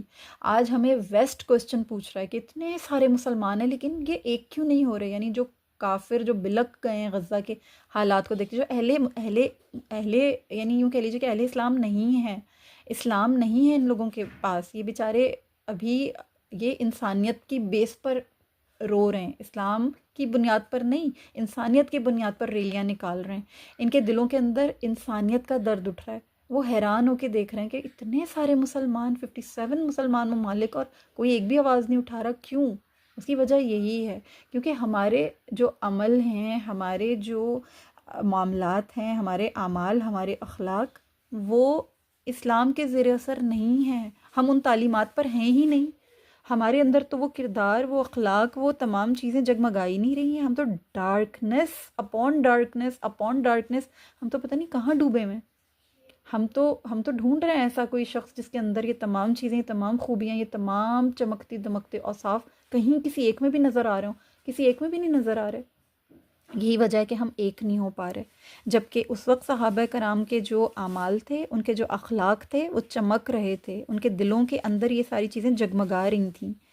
نبی کریم صلی اللہ علیہ وسلم کے جو ساتھی تھے جانثاران، انہوں نے اسی لیے ان لوگوں کو مسخر کر لیا تھا. ساری ساحلی بستیوں کو قتل و غارت، لوٹ مار، چوری چکاری، دنگے فساد سے پاک کر دیا تھا. اس طرح انہوں نے ان بستیوں کو امن کی برکتوں سے بھر دیا تھا. ہر فرد کی جان، مال اور آبرو پوری طرح بلا امتیاز محفوظ ہو گئی تھی، کیونکہ سب ایک تھے، سب کا عمل ایک تھا، سب کا اخلاق ایک تھا، سب کا کردار ایک تھا، سب کا نعرہ ایک تھا. سب اللہ کے جلال سے ڈرتے تھے. جلال الہی ان کے دلوں پہ غالب رہتا تھا. اخلاق محمدی صلی اللہ علیہ وسلم ان کا اوڑھنا بچھونا تھا. تو کیسے نہ وہ کامیاب ہوتے. ان کا نظریہ ایک تھا، ان کا کلمہ ایک تھا، ان کا نبی ایک تھا، ان کی ڈائریکشن ایک تھی. ہمارے پاس تو اپنے اپنے پتہ نہیں کتنے کتنے بت ہیں. ہمارا تو سب اپنے اپنے دلوں میں، اپنے اپنے ملکوں میں، اپنے اپنے حساب کتاب میں، اپنی اپنی سراؤنڈنگز میں، اپنی اپنی فیملیز میں، اپنی اپنی کمیونٹیز میں علیحدہ علیحدہ نظریات کے ساتھ چل رہے ہیں. ہمارے تو نظریے ایک نہیں ہو رہے. ہم تو چاند پہ ایک نہیں ہوتے. مسلمانوں کا تو اتنا برا حال ہے. یہاں تو عیدیں ایک نہیں ہوتی، یہاں تو مسجدوں میں جماعتیں ایک نہیں ہوتی. ہمارا تو یہ حال ہے. ہم کہاں کسی کی آنکھ میں آنکھ ڈال سکیں گے؟ ہم کہاں للکار سکیں گے اپنے دشمن کو؟ اللہ ہمیں ہدایت دے دے، اللہ ہمیں ہدایت دے دے. ہمیں انڈیویجولی نہایت استغفار کی ضرورت ہے. ہمیں اتحاد کی تو ضرورت ہے ہی، ہمیں استغفار کی اس سے پہلے ضرورت ہے. اللہ ہمیں یہ توفیق عطا فرمائے. آمین یا رب العالمین. I am so sorry to say, آج میں بہت جذباتی ہو رہی ہوں. اس کی وجہ یہ کہ جو حالات ہیں، دل خون کے آنسو رو رہا ہے. اس وقت جو غزہ کے حال ہیں، جو غزہ میں ہو رہا ہے، اور جو ہمارا مسلمانوں کا حال ہے، یہ مجھے بہت اذیت دے رہا ہے. خالی مجھے نہیں، آئی ایم شیور آپ سب کو دے رہا ہوگا. آگے بڑھتے ہیں. مزید آگے یہ ہوا کہ ابو زمع اسود بن مطلب نے تجارت کے لیے فرات بن حیان کو 300 مسقال سونے اور چاندی کی ڈلیاں دیں. یعنی اس نے پیشکش کی، اسے پیسے وغیرہ دیے. اس کے علاوہ قریش کے بھی کئی افراد تھے جنہوں نے تجارتی ساز و سامان دے کر اس کے ساتھ اس کو روانہ کر دیا. اب قافلے کے ساتھ جانے والوں میں عبداللہ بن ابی ربیعہ اور حویطب بن عبد العزیٰ بھی تھے. ابو سفیان بھی بہت سی چاندی لے کر قافلے میں شامل ہوا. صفوان بن امیہ بھی بہت سا مال لے کر نکلا. اس کے مال میں چاندی کی ڈلیاں اور چاندی کے برتن تھے جن کا وزن 30,000 درہم تھا. یہ لوگ ذات عرق کی طرف سے نکلے اور قافلے کی جو قیادت تھی وہ صفوان بن امیہ کر رہا تھا، اور فرات بن حیان اجرت پر ان کی رہبری کر رہا تھا، کیونکہ فرات کو تو انہوں نے رکھا ہی ایز اے گائیڈ تھا. کفار قریش نے تجارتی قافلے کی خبر بالکل خفیہ رکھی. انہیں خطرہ تھا کہ مبادہ مسلمانوں کو اس کا علم ہو جائے اور وہ ہمارا تعاقب شروع کر دیں. کفار قریش کی یہ خبر چھپائے نہ چھپ سکی اور مسلمانوں کو ان کے سارے منصوبے کا علم ہو گیا. دیکھیں سبحان اللہ، مسلمان کتنے ایکٹیو تھے، کتنے الرٹ رہتے تھے. خفیہ کی ہوئی جو بھی ان لوگوں کی چلاکیاں تھیں، جو بھی ان کے منصوبے تھے، کیسے مسلمان خاک میں ان کو ملاتے تھے. آج ہمارے پاس سوشل میڈیا ہے، آج ہمارے پاس دنیا جہان کے پلیٹ فارمز ہیں. آئی ٹی میں ہم اتنے اسمارٹ ہیں. دنیا کہاں سے کہاں چلی گئی ہے. آج ہمیں ہر جگہ پہ ہونے والا جو واقعہ ہے، کوئی بھی انسیڈنٹ ہوتا ہے، کوئی بھی واقعہ ہوتا ہے، ہمیں اس طرح فوراً ہمیں اس کی خبر ملتی ہے جیسے ہماری اپنی گلی میں ہوا ہے وہ واقعہ، ہمارے اپنے محلے میں ہوا ہے وہ واقعہ، ہمارے اپنے شہر میں ہوا ہے وہ واقعہ. اتنی جلدی ہم تک اس کی خبر پہنچتی ہے. اس کے باوجود ہم اتنے بے حس ہیں کہ ہم وہ سب کچھ دیکھنے کے بعد اسکرول ڈاؤن کرتے ہیں، یا پھر اپنے موبائل کی اسکرول ڈاؤن نہیں کر رہے ہیں تو ہم اپنے ٹی وی کے ریموٹ سے اس کی سرفنگ کر رہے ہیں، ڈفرینٹ چینلز کی سنتے ہیں. تھوڑا سا بوجھل ہوتے ہیں اور اس کے بعد چینج کر کے اپنی خوش طبعی کے لیے جو چیز اچھی لگتی ہے وہ دیکھنے بیٹھ جاتے ہیں۔ یہ بے حسی کا عالم ہے، ہمارے بے حسی کا یہ عالم ہے۔ نہ ہم ایکٹیو ہیں، نہ ہم الرٹ، نہ ہم فعال ہیں، نہ ہم مشتعل ہوتے ہیں، نہ ہمیں غصہ آتا ہے، نہ ہمیں غیرت آتی ہے۔ نہ جانے ہم کہاں سو رہے ہیں، پتہ نہیں سو رہے ہیں یا کھو رہے ہیں، اللہ ہی جانتا ہے ہم کہاں کھڑے ہیں۔ اللہ ہم پہ رحم کرے۔ مسلمانوں کو فوراً اس بات کا علم ہو گیا، اور پھر کیا تھا، قریش کو جو جس چیز کا خطرہ تھا وہی ہوا، کہ جس کی وجہ سے انہوں نے شام جانے کے لیے اتنا لمبا، اتنے کوسوں میل دور کا ایک نیا لمبا رستہ اختیار کیا تھا، ایسے جنگل بیابان کا، ان کو وہ چیز بھی ان کے کسی کام نہیں آئی۔ ہوا یوں کہ نعیم بن مسعود اشجعی مدینہ آئے، یہ ابھی مسلمان نہیں ہوئے تھے، اپنے قوم کے مذہب پر تھے۔ قریش کے تجارتی قافلے کی روانگی کے بارے میں انہیں پوری خبر تھی۔ انہوں نے بنو نذیر جو تھے، یہ جو یہود تھے، بنو نذیر کے محلے میں کنانہ بن ابی حقیق کے یہاں قیام کیا۔ وہاں شراب، کباب اور ان تمام محفلیں چلیں۔ اس محفل میں سلیت بن نعمان رضی اللہ تعالیٰ عنہ بھی موجود تھے۔ اس وقت تک شراب حرام نہیں ہوئی تھی۔ تو نعیم جو تھا، اس کے اوپر نشے کا غلبہ ہوا، تو انہوں نے مستی میں آ کر صفوان بن امیہ کے تجارتی قافلے کا سارا جو بھی سیکرٹ تھا وہ بتا دیا، سارا بھید کھل گیا۔ ساتھ ہی اس قافلے کی جو بھاری مالیت کی تفصیل تھی وہ بھی بیان کر دی۔ یہ خبر سنتے ہی سلیت بن نعمان رضی اللہ تعالیٰ عنہ کے کان کھڑے ہو گئے۔ وہ اسی وقت اٹھے اور بھاگم بھاگ سیدھے رسول اللہ صلی اللہ علیہ وسلم کی خدمت میں پہنچے اور آپ صلی اللہ علیہ وسلم کو اس ساری صورتحال سے آگاہ کر دیا۔ اللہ تعالیٰ نے بھی مدد فرمائی، اور یہ اس طرح سے پورا ایک جو سین تھا یہ پورا کریٹ ہوا، اور آپ صلی اللہ علیہ وسلم تک اس پوری صورتحال کی خبر پہنچ گئی۔ رسول اللہ صلی اللہ علیہ وسلم نے یہ اطلاع پاتے ہی اس تجارتی قافلے پر حملہ کرنے کا پروگرام بنا لیا، اور 100 شہسوار صحابہ کو قافلے کے تعاقب کے لیے روانہ کر دیا۔ ان کا جو امیر مقرر جن کو فرمایا گیا وہ سیدنا زید بن حارثہ رضی اللہ تعالیٰ عنہ سے، اسی لیے یہ سریہ کہلاتا ہے، یہ غزوہ نہیں ہے، اسے سریہ زید بن حارثہ رضی اللہ تعالیٰ عنہ قرار دیا گیا ہے، اور اسی کو جو ہے سریہ قردہ بھی کہا جاتا ہے۔ ٹھیک ہے، یہ دونوں ناموں سے مشہور ہے۔ یہ ایک واقعہ۔ اب ہوا یہ کہ حضرت زید بن حارثہ رضی اللہ تعالیٰ عنہ امیر کی حیثیت سے گئے، اور جیسے ہی یہ جو ہے یہ انہیں حکم ہوا، یہ واقعہ جو ہے یہ جمادی الاخری 3 ہجری میں پیش آیا۔ اسلامی لشکر نہایت تیز رفتاری کے ساتھ، یوں کہہ لیں کہ برق رفتاری کے ساتھ قریش کے نئے تجارتی رستے کی طرف بڑھ رہا تھا، اور کفار قریش جو تھے وہ ان کا تجارتی قافلہ بھی اپنے انجام سے بے خبر بڑے اطمینان کے ساتھ اپنی منزل کی طرف خرامہ چل رہے ہیں، اور بڑے آرام سے جا رہے ہیں۔ ان کے وہم و گمان میں بھی نہیں تھا کہ ہمارے قافلے کی خبر جو ہے یہ مدینہ منورہ پہنچ چکی ہے، اور اسلامی لشکر ہمارے تعاقب میں۔ وہ لوگ ابھی نجد کے قریب ایک علاقہ تھا قردہ نامی چشمہ، وہاں پر پہنچے تھے کہ اللہ کے شیر ان پر جھپٹ پڑے۔ سبحان اللہ العظیم۔ ابن سعد کے بقول قردہ جو تھا یہ ارض نجد میں ذات عرق کی سمت میں واقع تھا، اس کے درمیان میں ایک علاقہ تھا، وہاں پر یہ واقع تھا اور واقع جگہ تھی۔ اور کفار قریش جو تھے، ان کا قافلہ جو تھا وہ مسلمانوں کی اس اچانک ناگہانی الغار سے بالکل بدحواس ہو گیا، اور اپنا سارا مال و متاع چھوڑ کر وہاں سے فرار ہو گیا۔ ان کے پاس اس کے سوا کوئی اور چارہ کار بھی نہیں تھا۔ مسلمانوں نے قافلے کا سارا ساز و سامان اپنے قبضے میں لے لیا، اور بہت بڑی مقدار میں چاندی کا ذخیرہ ان کے ہاتھ لگا۔ قافلے کے رہبر فرات بن حیان سمیت 2 یا 3 آدمیوں کو مسلمانوں نے گرفتار کر لیا، باقی سب جتنے بھی لوگ تھے وہ بچ نکلنے میں کامیاب ہو گئے۔ اس طرح کفار قریش کا یہ نیا منصوبہ بھی دھرے کا دھرا رہ گیا۔ سبحان اللہ العظیم۔ اسلامی لشکر بھاری مال و متاع لے کر شاندار کامیابی کے ساتھ واپس مدینہ منورہ پہنچا، اور سیدھا دربار نبوی صلی اللہ علیہ وسلم میں حاضر ہوا۔ مال غنیمت کی کل مالیت جو تھی وہ 1,00,000 درہم تھی۔ نبی کریم صلی اللہ علیہ وسلم نے اس میں سے خمس یعنی 5واں حصہ نکالا، صرف خمس 20,000 درہم مالیت کا تھا۔ آپ صلی اللہ علیہ وسلم نے باقی سارا مال غنیمت اسلامی لشکر میں تقسیم فرما دیا۔ اور قریش کی تجارتی کارواں کا جو رہبر تھا نا، جس کا نام فرات بن حیان تھا، یہ قیدیوں میں شامل تھا۔ یہ قریش کا جاسوس تھا، اور غزوہ بدر میں بھی گرفتار ہوا تھا، لیکن مسلمانوں کی گرفت سے نکل بھاگا تھا۔ اس لیے صحابہ کرام رضی اللہ تعالیٰ عنہم اس پر بے حد غضبناک تھے۔ سیدنا ابو بکر صدیق رضی اللہ تعالیٰ عنہ اور اس کے درمیان بڑی عمدہ گفتگو ہوئی۔ ابو بکر صدیق رضی اللہ تعالیٰ عنہ نے اس سے کہا کہ کیا تمہارے لیے ابھی وقت نہیں آیا کہ تم باز آ جاؤ؟ اس نے کہا کہ اگر اس بار میں محمد صلی اللہ علیہ وسلم سے بچ نکلا تو پھر کبھی نہیں بچوں گا۔ ابو بکر صدیق رضی اللہ تعالیٰ عنہ نے اسے ترغیب دی کہ تم مسلمان ہو جاؤ۔ جب اسے رسول اللہ صلی اللہ علیہ وسلم کی خدمت میں پیش کیا گیا، تب بھی اسے یہی پیشکش کی گئی کہ اگر تم مسلمان ہو جاؤ گے تو تمہاری جان بخشی جائے گی۔ چنانچہ وہ مسلمان ہو گیا۔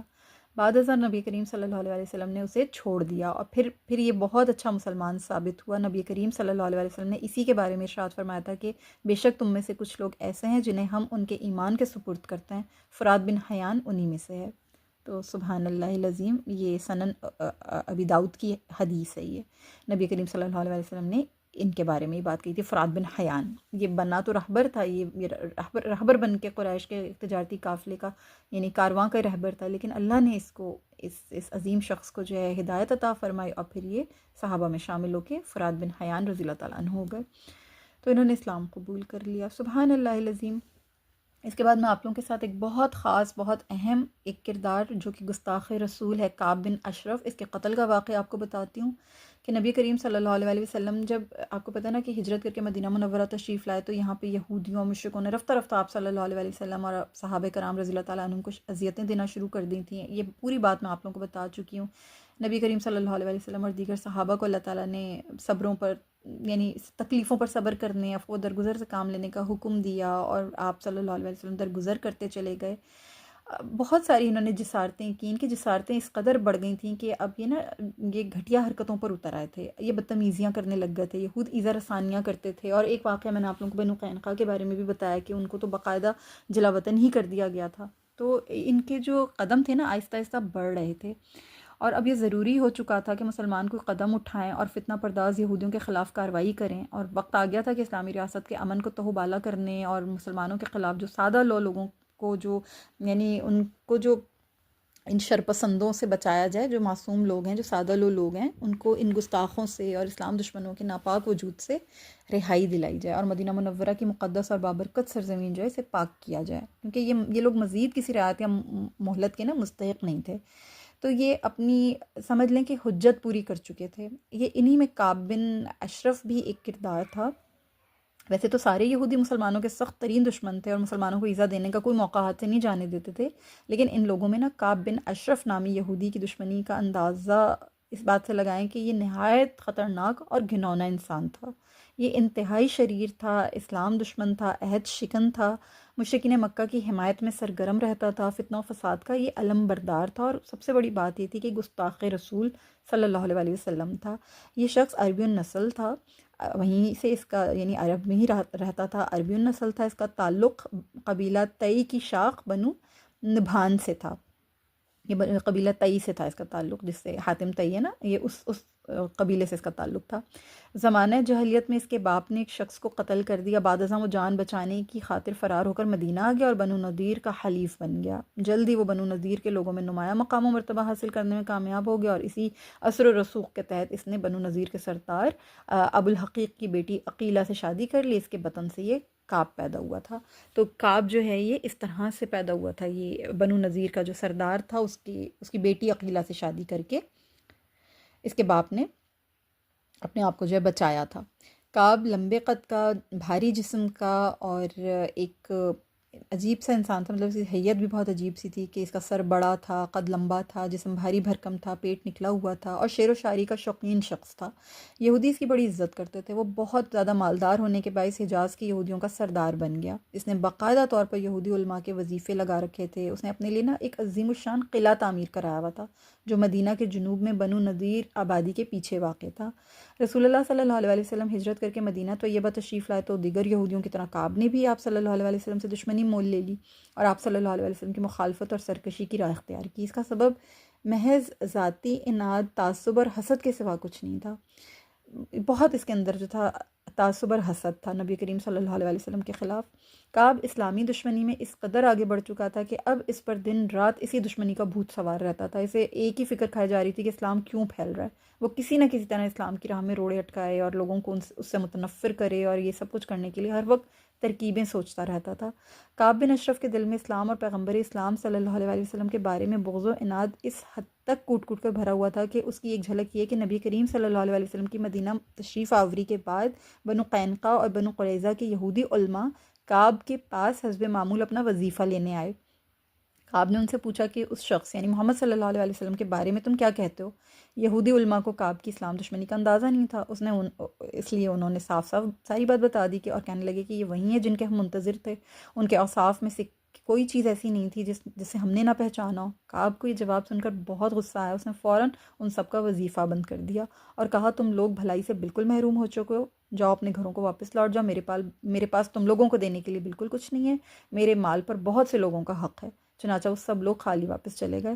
پھر یہودی علماء جو تھے ان کا پھر ایک نیا پینترا تھا، آپ جانتے ہیں کہ وہ بھی نہایت یعنی لو کیریکٹر لوگ ہیں، کہنا نہیں چاہیے اس طرح سے، استغفر اللہ العظیم، لیکن ان کا پرابلم ہمیشہ سے یہی رہا ہے کہ مفاد پسندی ان کے اندر بے انتہا ہے۔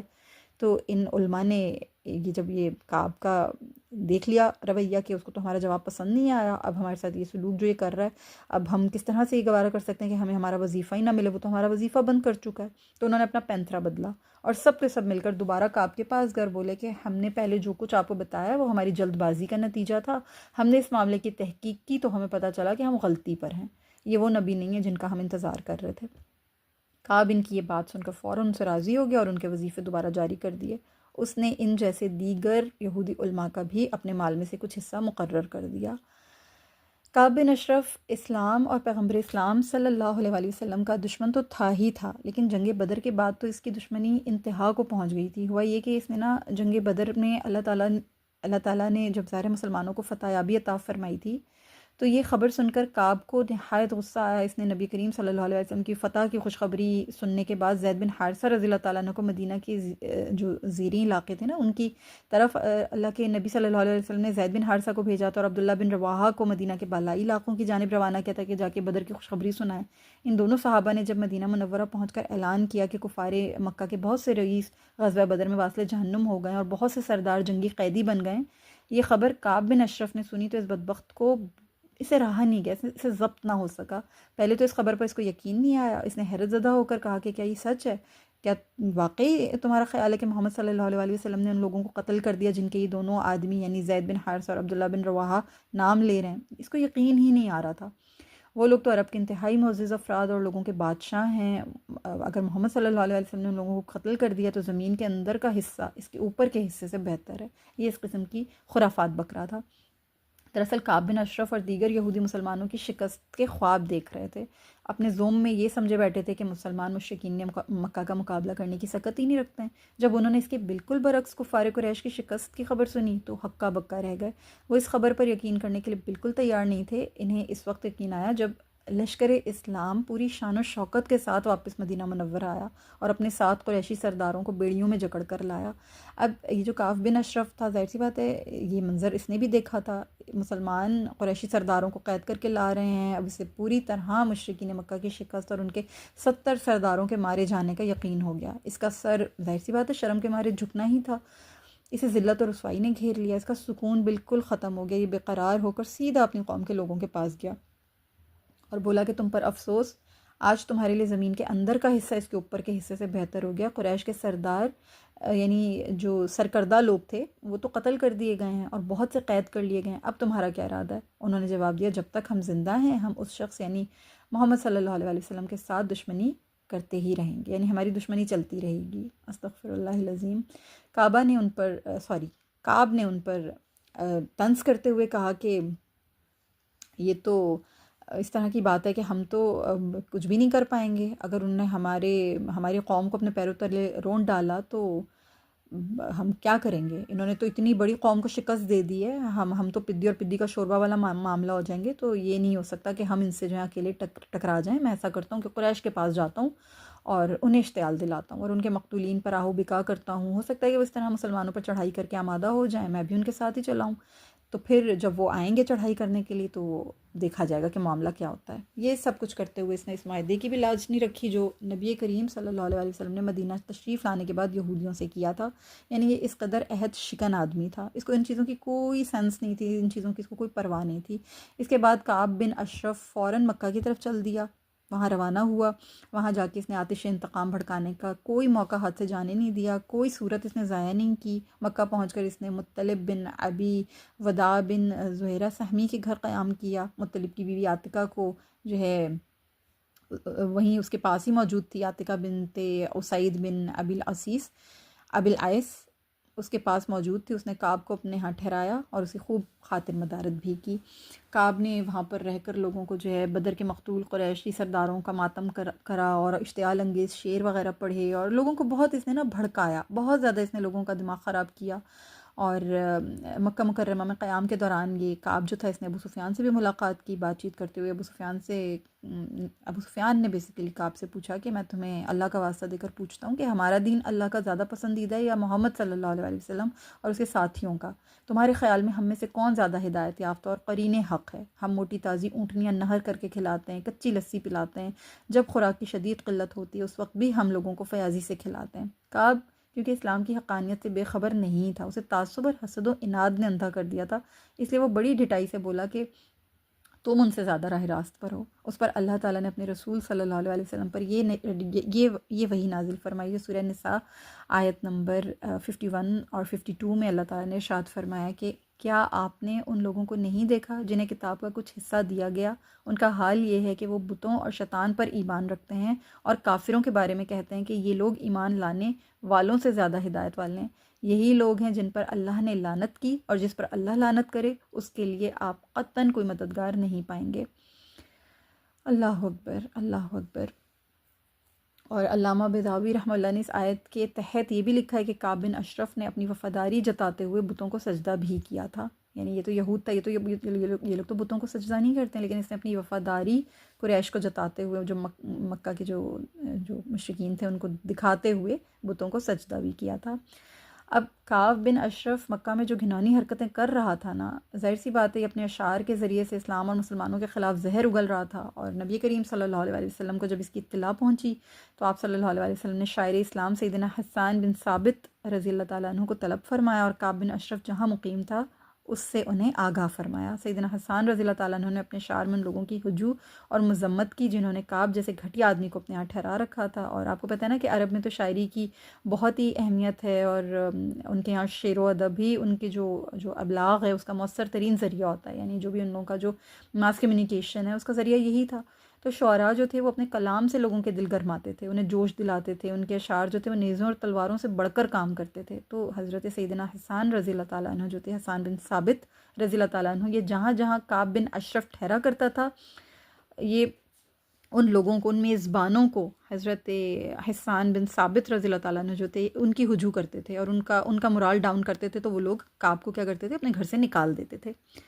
اب کعب بن اشرف بہت ہی پست اور گھٹیا آدمی تھا۔ اس نے مدینہ واپس آنے کے بعد مسلمانوں سے ایک نئے انداز کی دشمنی کا آغاز کیا، اور اس وقت اس نے جو دشمنی میں جو طریقہ کار اپنایا وہ عام انسانی آداب کو بھی پامال کر گیا۔ اس نے اتنا نیچ اور گھٹیا طریقہ اپنایا، اس نے مسلمانوں کی پاک دامن اور پاک باز بیویوں کے بارے میں عشقیہ اشعار کہنا شروع کر دیا، یعنی انہیں اپنا موضوع بنا لیا اس نے۔ یہ مسلمانوں کو ایذا پہنچانے کا ایسا طریقہ تھا جسے کم سے کم غیور مسلمان ہرگز برداشت نہیں کر سکتے تھے، اور اس وقت آپ جانتے ہیں کہ اس وقت تو غیور ہی تھے تمام مسلمان، کوئی بھی مسلمان اس وقت بے غیرت نہیں تھا، کسی بھی مسلمان کی غیرت اس وقت مری ہوئی یا سوئی بھی نہیں تھی، سب کے سب غیور تھے۔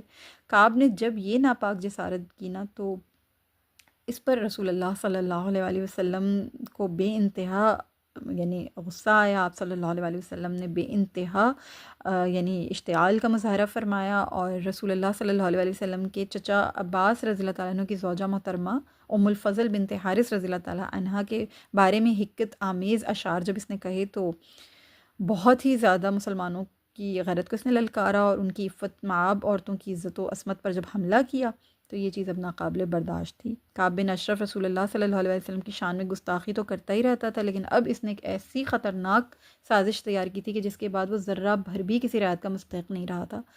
اب اس بدبخت نے یہ حرکت کری کہ اس نے نا کھانا تیار کرایا اور یہودیوں کی ایک جماعت کے ساتھ مل کر یہ پروگرام بنایا کہ وہ رسول اللہ صلی اللہ علیہ وسلم کو ولیمے کی دعوت پر بلائیں، اور جب آپ صلی اللہ علیہ وسلم تشریف لائیں تو سب مل کر آپ کو دھوکے سے قتل کر ڈالیں، ولیعوذ باللہ۔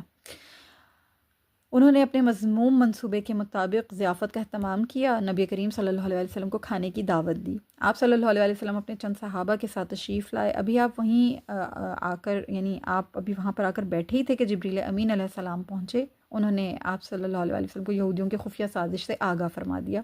آپ صلی اللہ علیہ وسلم فوراً اٹھ کھڑے ہوئے اور جبریل امین علیہ السلام نے آپ کو ڈھانک لیا۔ آپ صلی اللہ علیہ وسلم اس طرح وہاں سے بحفاظت نکل آئے۔ جب یہودیوں نے آپ صلی اللہ علیہ وسلم کو موجود نہ پایا تو وہ بھی ادھر ادھر کھسک گئے، یوں کعب کا سارا منصوبہ دھرے کا دھرا رہ گیا۔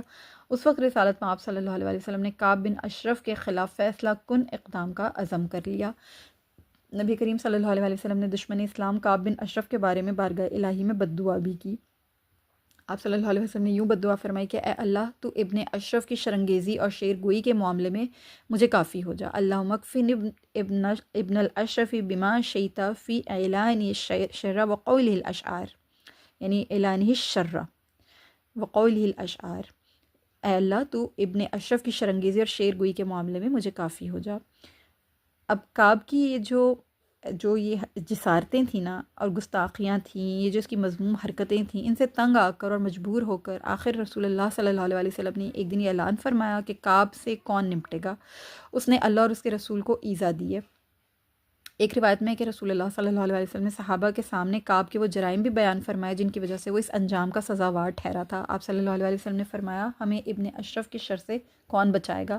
اس نے علل اعلان ہم سے دشمنی مول لی ہے، سر عام ہماری ہجو کی ہے، وہ قریش کی طرف نکلا، اس نے انہیں ہم سے لڑائی پر اکٹھا کیا، مجھے اللہ تعالیٰ نے اس کی خبر دی ہے۔ پھر وہ قریش کے جس بدترین کام یعنی جنگ پر آمادہ ہونے کا انتظار کر رہا تھا اس کی تگ و دو میں لگ گیا تاکہ وہ ان کے ساتھ مل کر ہم سے جنگ کرے۔ اس کے بعد نبی کریم صلی اللہ علیہ وسلم نے پھر اس آیت مبارکہ کا حوالہ دیا کہ یہ جو اللہ تعالیٰ نے جو آیت نازل فرمائی تھی، جو میں نے آپ لوگوں کے سامنے بھی رکھی تھی نا، کہ اللہ تعالیٰ نے سورہ نساء کی جو آیت نازل فرمائی تھی، اس کے علاوہ یہ کہ قریش کے بارے میں نازل ہونے والی چند دوسری آیات بھی اللہ کے رسول صلی اللہ علیہ وسلم نے اپنے صحابہ کے سامنے سنائیں۔ صحابہ کرام رضی اللہ تعالیٰ عنہ نے نبی کریم صلی اللہ علیہ وسلم کے اشاروں کے اوپر ہمیشہ ہی لبیک کہا ہے، وہ تو منتظر رہا کرتے تھے۔ تو جب آپ صلی اللہ علیہ وسلم نے ان کے سامنے گفتگو فرمائی تو محمد بن مسلمہ رضی اللہ تعالیٰ عنہ ایک دم اٹھ کھڑے ہوئے۔ ان کا تعلق انصار کے قبیلے بنو عبد الاشل سے تھا، یہ کعب بن اشرف کے بھانجے بھی تھے۔ انہوں نے عرض کی کہ اللہ کے رسول صلی اللہ علیہ وسلم کیا آپ پسند فرماتے ہیں کہ میں اسے قتل کر ڈالوں؟ آپ صلی اللہ علیہ وسلم نے فرمایا ہاں۔ وہ بولے ٹھیک ہے، میں اسے ہلاک کروں گا اور آپ کو اس کے شر سے بچاؤں گا۔ آپ صلی اللہ علیہ وسلم نے فرمایا اگر تم اس کی طاقت رکھتے ہو تو ایسا کر گزرنا۔ اس کے بعد محمد بن مسلمہ رضی اللہ تعالیٰ عنہ اپنے گھر لوٹ آئے۔ انہیں یہ فکر لاحق ہو گئی کہ اتنا بڑا کام جس کی میں نے ذمہ داری لے لی ہے اسے میں پورا کر بھی سکوں گا یا نہیں کر سکوں گا۔ اسی پریشانی میں انہوں نے 2-3 دن تک کھانا نہیں کھایا، وہ صرف اتنا ہی کھاتے تھے جس سے ان کے جسم کا جان کے ساتھ ایک رشتہ سلامت رہے۔ نبی کریم صلی اللہ علیہ وسلم کو اس بات کی خبر ہوئی تو انہوں نے آپ صلی اللہ علیہ وسلم نے انہیں بلا کر دریافت فرمایا کہ کھانا پینا کیوں چھوڑ دیا؟ لما ترکت الطعام والشراب، کھانا پینا کیوں چھوڑ دیا؟ انہوں نے عرض کی کہ اللہ کے رسول صلی اللہ علیہ وسلم میں نے آپ صلی اللہ علیہ وسلم سے ایک ایسی بات کہہ دی جس کے بارے میں میں خود بھی نہیں جانتا کہ میں اسے پورا کر سکوں گا یا نہیں۔ آپ صلی اللہ علیہ وسلم نے انہیں اس بات پر تسلی دیتے ہوئے فرمایا انما علیک الجہد، تمہارا کام صرف کوشش کرنا ہے۔ مطلب یہ ہے کہ تم نے جو ذمہ داری اٹھائی ہے اسے نبھانے کے لیے تمہیں امکان بھر کوشش کرنی چاہیے، اپنی تمام تر توانائیاں اور صلاحیتیں صرف کر دینی چاہیے، اس کے بعد نتیجہ اللہ تعالیٰ کے سپرد کر دینا چاہیے۔ اور یہی رہتی دنیا تک کے تمام مسلمانوں انسانوں کے لیے یہی کلیہ ہے، یہی قانون ہے کہ اپنی تمام تر صلاحیتیں، اپنی تمام تر توانائیاں ہمیں بالکل مخلص ہو کر ایمانداری کے ساتھ صرف کر دینی چاہیے، اس کے بعد نتیجہ اللہ تعالیٰ کے سپرد کر دینا چاہیے۔ نتیجے کی ذمہ داری نہیں اٹھانی چاہیے کہ اس کا نتیجہ جیسا ہم چاہ رہے ہیں ویسا ہی آئے گا، وہ ہماری ذمہ داری ہے، نہیں، وہ ہماری ذمہ داری نہیں ہوتی ہے، وہ ذمہ داری اللہ رب العالمین کی ہوتی ہے کہ اس کا نتیجہ اللہ جیسا چاہتا ہے ویسا برآمد ہوتا ہے۔ ہمیں مخلص ہو کر اپنا 100% دینا ہوتا ہے، اینڈ دیٹس اٹ۔ یہی ہمارے دائر اختیار میں ہے، یہی ہمارے قبضہ قدرت میں، اس کے آگے ہمارے پاس اور کوئی اختیار نہیں ہوتا۔ نتیجہ اللہ برآمد فرماتے ہیں، اور کس طرح برآمد فرماتے ہیں وہ اللہ کی اپنی تکوینی شان ہے، وہ اللہ کی اپنی تکوینی حکمت ہے۔ سبحان اللہ، اللہ کے ہر کام میں حکمت ہے، جس طرح چاہتا ہے، جیسا چاہتا ہے وہ انسان کے لیے اس طرح کے نتائج برآمد کراتا ہے۔ ہمیں 100% دینا ہے، ہماری ذمہ داری اتنی ہے۔ نبی کریم صلی اللہ علیہ وسلم نے محمد بن مسلمہ رضی اللہ تعالیٰ عنہ کو تسلی دینے کے بعد یہ بھی ہدایت فرمائی کہ اس معاملے میں کعب کے معاملے میں سعد بن معاذ رضی اللہ تعالیٰ عنہ سے مشورہ کر لو۔ سعد بن معاذ رضی اللہ تعالیٰ عنہ آپ جانتے ہیں کہ یہ بھی انصار صحابہ تھے، محمد بن مسلمہ رضی اللہ تعالیٰ عنہ کے ہم قبیلہ اور اوس کے سردار تھے۔ محمد بن مسلمہ رضی اللہ تعالیٰ عنہ کے لیے اللہ کے نبی صلی اللہ علیہ وسلم کی رہنمائی منارہ نور ثابت ہوئی، اور وہ سیدھے سیدنا سعد بن معاذ رضی اللہ تعالیٰ عنہ کے پاس پہنچے، ان سے مشورہ کیا۔ سعد رضی اللہ تعالیٰ عنہ نے انہیں ایک ایسی تدبیر بتائی جس کے ذریعے سے وہ اپنے اس مشن میں یقینی کامیابی حاصل کر سکتے تھے۔ انہوں نے کہا کہ تم کعب کے پاس جاؤ، اس کے سامنے اپنی قلاشی اور ضرورت مندی کا اظہار کرو، اور اسے کہو کہ وہ تمہیں کچھ غلہ بطور قرض دے دے۔ سنن ابو داؤد کی روایت میں ہے کہ نبی کریم صلی اللہ علیہ وسلم نے سعد بن معاذ رضی اللہ تعالیٰ عنہ کو حکم دیا کہ وہ کعب کو قتل کرنے کے لیے ایک جماعت روانہ کریں۔ انہوں نے محمد بن مسلمہ رضی اللہ تعالیٰ عنہ وغیرہ کو روانہ کر دیا۔ یہ جو حدیث ہے یہ اصل میں آپ کے سامنے میں اس لیے رکھ رہی ہوں کیونکہ یہ واقعہ جو ہے یہ بہت خاص ہے کہ کس طریقے سے محمد بن مسلمہ رضی اللہ تعالیٰ عنہ اور ان کے ساتھیوں نے قتل کیا تھا کعب کو۔ اس کام کے لیے سیدنا محمد بن مسلمہ رضی اللہ تعالیٰ عنہ کے ساتھ ابو نائلہ سلکان بن سلامہ رضی اللہ تعالیٰ عنہ بھی تعاون پر تیار ہو گئے۔ یہ کعب بن اشرف کے رضائی بھائی تھے جن کا میں ذکر کر رہی ہوں نا، ابو نائلہ، ان کا نام تھا سلکان بن سلامہ رضی اللہ تعالیٰ عنہ اور ان کی کنیت تھی ابو نائلہ۔ ہوا یہ کہ جب محمد بن مسلمہ رضی اللہ تعالیٰ عنہ رسول اللہ صلی اللہ علیہ وسلم سے کعب کے قتل کی بات چیت کر کے اپنے گھر لوٹے نا، تو رستے میں ان کی ملاقات سیدنا سلکان بن سلامہ رضی اللہ تعالیٰ عنہ سے ہو گئی۔ وہ بھی رسول اللہ صلی اللہ علیہ وسلم کی خدمت میں جا رہے تھے۔ محمد بن مسلمہ رضی اللہ تعالیٰ عنہ نے ان سے کہا کہ رسول اللہ صلی اللہ علیہ وسلم نے مجھے ابن اشرف کے قتل کا حکم دیا ہے، تم جاہلیت میں اس کے ہم نشین رہے ہو، تمہارے سوا وہ سب سے خطرہ محسوس کرتا ہے، یوں کرو کہ اسے کسی طرح میری طرف نکال لاؤ، پھر میں اسے قتل کر دوں گا۔ سلکان رضی اللہ تعالیٰ عنہ نے کہا کہ اگر مجھے رسول اللہ صلی اللہ علیہ وسلم نے یہ حکم دیا تو میں ایسا ضرور کروں گا۔ سیدنا محمد بن مسلمہ رضی اللہ تعالیٰ عنہ سیدنا سلکان رضی اللہ تعالیٰ عنہ کے ساتھ رسول اللہ صلی اللہ علیہ وسلم کی خدمت میں حاضر ہوئے، اور سلکان رضی اللہ تعالیٰ عنہ نے عرض کی کہ اللہ کے رسول صلی اللہ علیہ وسلم، آپ صلی اللہ علیہ وسلم نے کعب بن اشرف کو قتل کرنے کا حکم صادر فرمایا ہے؟ آپ صلی اللہ علیہ وسلم نے فرمایا کہ ہاں۔ جناب سلکان رضی اللہ تعالیٰ عنہ بھی اس مہم میں شریک ہو گئے، اور یوں محمد بن مسلمہ رضی اللہ تعالیٰ عنہ نے ان کے علاقے یعنی جو قبیلہ اوس تھا نا، جو ان کا جو قبیلہ تھا، اس کے اور مزید 3 افراد کو بھی اس مہم میں شریک کر لیا، یعنی انہیں بھی دعوت دی کہ تم لوگ بھی اس معاملے میں میرے ساتھ ہو جاؤ، اور انہیں بھی اپنی خدمات پیش کر دی۔ انہوں نے بھی خوشی خوشی اس چیز کو قبول کر لیا کہ ٹھیک ہے، تو اللہ کا بہت بڑا دشمن اور گستاخ رسول ہے، ہم اس کو ضرور ختم کریں گے۔ یہ حضرات جو تھے یہ عباد بن بشر، حارث بن اوس اور ابو عبس بن جبر رضی اللہ تعالیٰ عنہم تھے، تو یہ افراد بھی شامل ہو گئے۔ ٹوٹل یہ 5 لوگ تھے، 5 صحابہ کرام رضی اللہ تعالیٰ عنہم پر مشتمل یہ مختصر سا دستہ گستاخ رسول کعب بن اشرف کو ٹھکانے لگانے کے لیے ہر قربانی دینے کے لیے تیار تھا۔ ان حضرات نے باہم مل کر یہ منصوبہ بندی کی کہ اللہ اور اس کے رسول صلی اللہ علیہ وسلم کے دشمن کو کس طرح ٹھکانے لگایا جائے۔ ان کے دلوں میں اس خیال کا امکان بھی تھا کہ ہو سکتا ہے ہمیں کسی ہیلے بہانے سے کام لینا پڑے اور کوئی ایسی بات کرنی پڑ جائے جو بظاہر رسول اللہ صلی اللہ علیہ وسلم کے خلاف ہو۔ انہوں نے سوچا کہ کیوں نہ رسول اللہ صلی اللہ علیہ وسلم کی خدمت میں حاضر ہو کر ہم اس کی پیشگی اجازت طلب کر لیں۔ یہ سوچ کر یہ نبی کریم صلی اللہ علیہ وسلم کی خدمت میں حاضر ہوئے اور عرض کی کہ اللہ کے رسول صلی اللہ علیہ وسلم، ہم کعب کو قتل کر دیں گے، اس سلسلے میں آپ ہمیں بطور تدبیر خلاف واقعہ کچھ کہنے کی ہنگامی اجازت عنایت فرما دیں۔ اس قسم کی بات کی جو ضرورت ہے یہ لامحالہ پیش آئے گی۔ رسالت میں آپ صلی اللہ علیہ وسلم نے انہیں بخوشی ایسی مصلحت آمیز بات کی اجازت دے دی اور فرمایا جو بات تم کہنا چاہو کہہ دینا، تمہیں اس کی اجازت ہے۔ رسول اللہ صلی اللہ علیہ وسلم کی عزت و ناموس کی حفاظت جو ہے نا، یہ ایمان کی اساس ہے۔ آپ صلی اللہ علیہ وسلم نے ایک فتنے کو ختم کرنے کے لیے ایسی بات کہنے کی اجازت دی، یہ آپ کا حق تھا جو رسول اللہ صلی اللہ علیہ وسلم نے ایک ہنگامی ضرورت کے زیر اثر اختیار فرمایا، مگر ایسی بات کہنا یعنی ایسی کسی بات کی اجازت کا ہرگز دوسرا کوئی اور مجاز نہیں ہے۔ یعنی اس چیز سے ہم یہ حجت نہیں لے سکتے ہیں کہ انہوں نے اس طرح سے جو ہے وہ کوئی بات جو ہے کہی تھی توریہ کے طور پر، تو ہمیں بھی اس چیز کی جو اجازت حاصل ہے، نہیں، ایسا نہیں ہے۔ ایک ہنگامی ضرورت تھی جس کے زیر اثر یہ معاملہ اختیار فرمایا گیا تھا، تو یہ حجت ہے۔ ہر ایک کے لیے اس چیز کو اختیار کرنا ہر وقت ہر معاملے میں یہ قابل اجازت نہیں ہے، اس کا حق حاصل نہیں ہے مسلمان کو۔ پھر یہ کہ محمد بن مسلمہ رضی اللہ تعالیٰ عنہ نے توریہ سے کام لیتے ہوئے کعب سے باتیں کی، جس سے یہ ثابت ہوتا ہے کہ آپ صلی اللہ علیہ وسلم کے ناموس اور تقدس کے پیش نظر اگر توریہ کرتے ہوئے بھی کوئی بات کرنی ہے تو اس کی گنجائش آپ صلی اللہ علیہ وسلم کی حیات مبارکہ میں آپ صلی اللہ علیہ وسلم ہی کی اجازت سے مشروط تھی، یعنی یہ شرط تھی، ضروری تھی کہ آپ صلی اللہ علیہ وسلم کے بارے میں آپ کی حیات مبارکہ میں ہی، یعنی اگر کوئی توریہ بھی کرنا چاہے، اس کی گنجائش اگر کہیں ہو تو وہ آپ صلی اللہ علیہ وسلم کی اجازت سے ہی ہو سکتی تھی اور حیات مبارکہ میں ہی ہو سکتی تھی۔ ظاہر سی بات ہے، اجازت تو آپ صلی اللہ علیہ وسلم اپنی جو آپ کی ظاہری حیات مبارکہ اسی میں عطا فرمائیں گے نا، تو اس لیے یہ چیز جو ہے یہ اب ہرگز کوئی اس کا مجاز نہیں ہے کہ نبی کریم صلی اللہ علیہ وسلم کے متعلق جو ہے کوئی کسی بھی توریہ سے کام لیا جائے یا کوئی بھی اپنی جانب سے بات بنا کے پیش کی جائے، اب اس کی ہرگز اجازت نہیں، اب اس کا کوئی مجاز نہیں ہے، یہ سرن گناہ ہے۔ اب ان لوگوں نے طے شدہ منصوبے کے مطابق محمد بن مسلمہ رضی اللہ تعالیٰ عنہ کو تنہا کعب بن اشرف کے پاس بھیجا تاکہ وہ اس سے بات چیت کر کے اس کا اعتماد حاصل کر لیں۔ محمد بن مسلمہ رضی اللہ تعالیٰ عنہ کعب کے پاس پہنچے، اس سے گفتگو کی۔ اس شخص نے نبی کریم صلی اللہ علیہ وسلم کے بارے میں جو ہے وہ یہ بات چیت شروع ہوئی۔ اس شخص یعنی اس نے پوچھا کہ جو نبی صلی اللہ علیہ وسلم ہیں، محمد بن مسلمہ رضی اللہ تعالیٰ عنہ نے کہا کہ انہوں نے نا صدقہ طلب کیا ہے، اس نے ہمیں مشقت میں ڈال دیا ہے، میں تمہارے پاس اس لیے آیا ہوں کہ تم مجھے کچھ قرض دے دو۔ کعب نے محمد بن مسلمہ رضی اللہ تعالیٰ عنہ کی زبانی یہ باتیں سنی تو اس کے دل میں لڈو پھوٹنے لگے کہ واہ، یہ تو برائی کر رہا ہے رسول اللہ صلی اللہ علیہ وسلم کی، اور ابھی تو تم ان سے، وہ کہنے لگا کہ ابھی تو تم ان سے زیادہ اکتاؤ گے، ابھی تو آگے آگے دیکھو تمہارے ساتھ کیا کیا ہوتا ہے۔ محمد بن سلمہ رضی اللہ تعالیٰ عنہ نے اپنی گفتگو آگے بڑھاتے ہوئے کہا کہ ہم ان کی پیروی اختیار کر چکے ہیں، اس لیے ہم یہ پسند نہیں کرتے کہ ان کا ساتھ چھوڑ دیں جب تک ہم یہ نہ دیکھ لیں کہ ان کا انجام کیا ہوتا ہے۔ بس ہم یہ چاہتے ہیں کہ تم ہمیں 1 یا 2 جو ہے وثق غلہ بطور قرض دے دو۔ یہ سن کر کعب نے کہا ٹھیک ہے، تم یوں کرو کہ میرے پاس کوئی چیز گروی رکھ دو۔ محمد بن مسلمہ رضی اللہ تعالیٰ نے پوچھا تم بطور گروی کیا چیز چاہتے ہو؟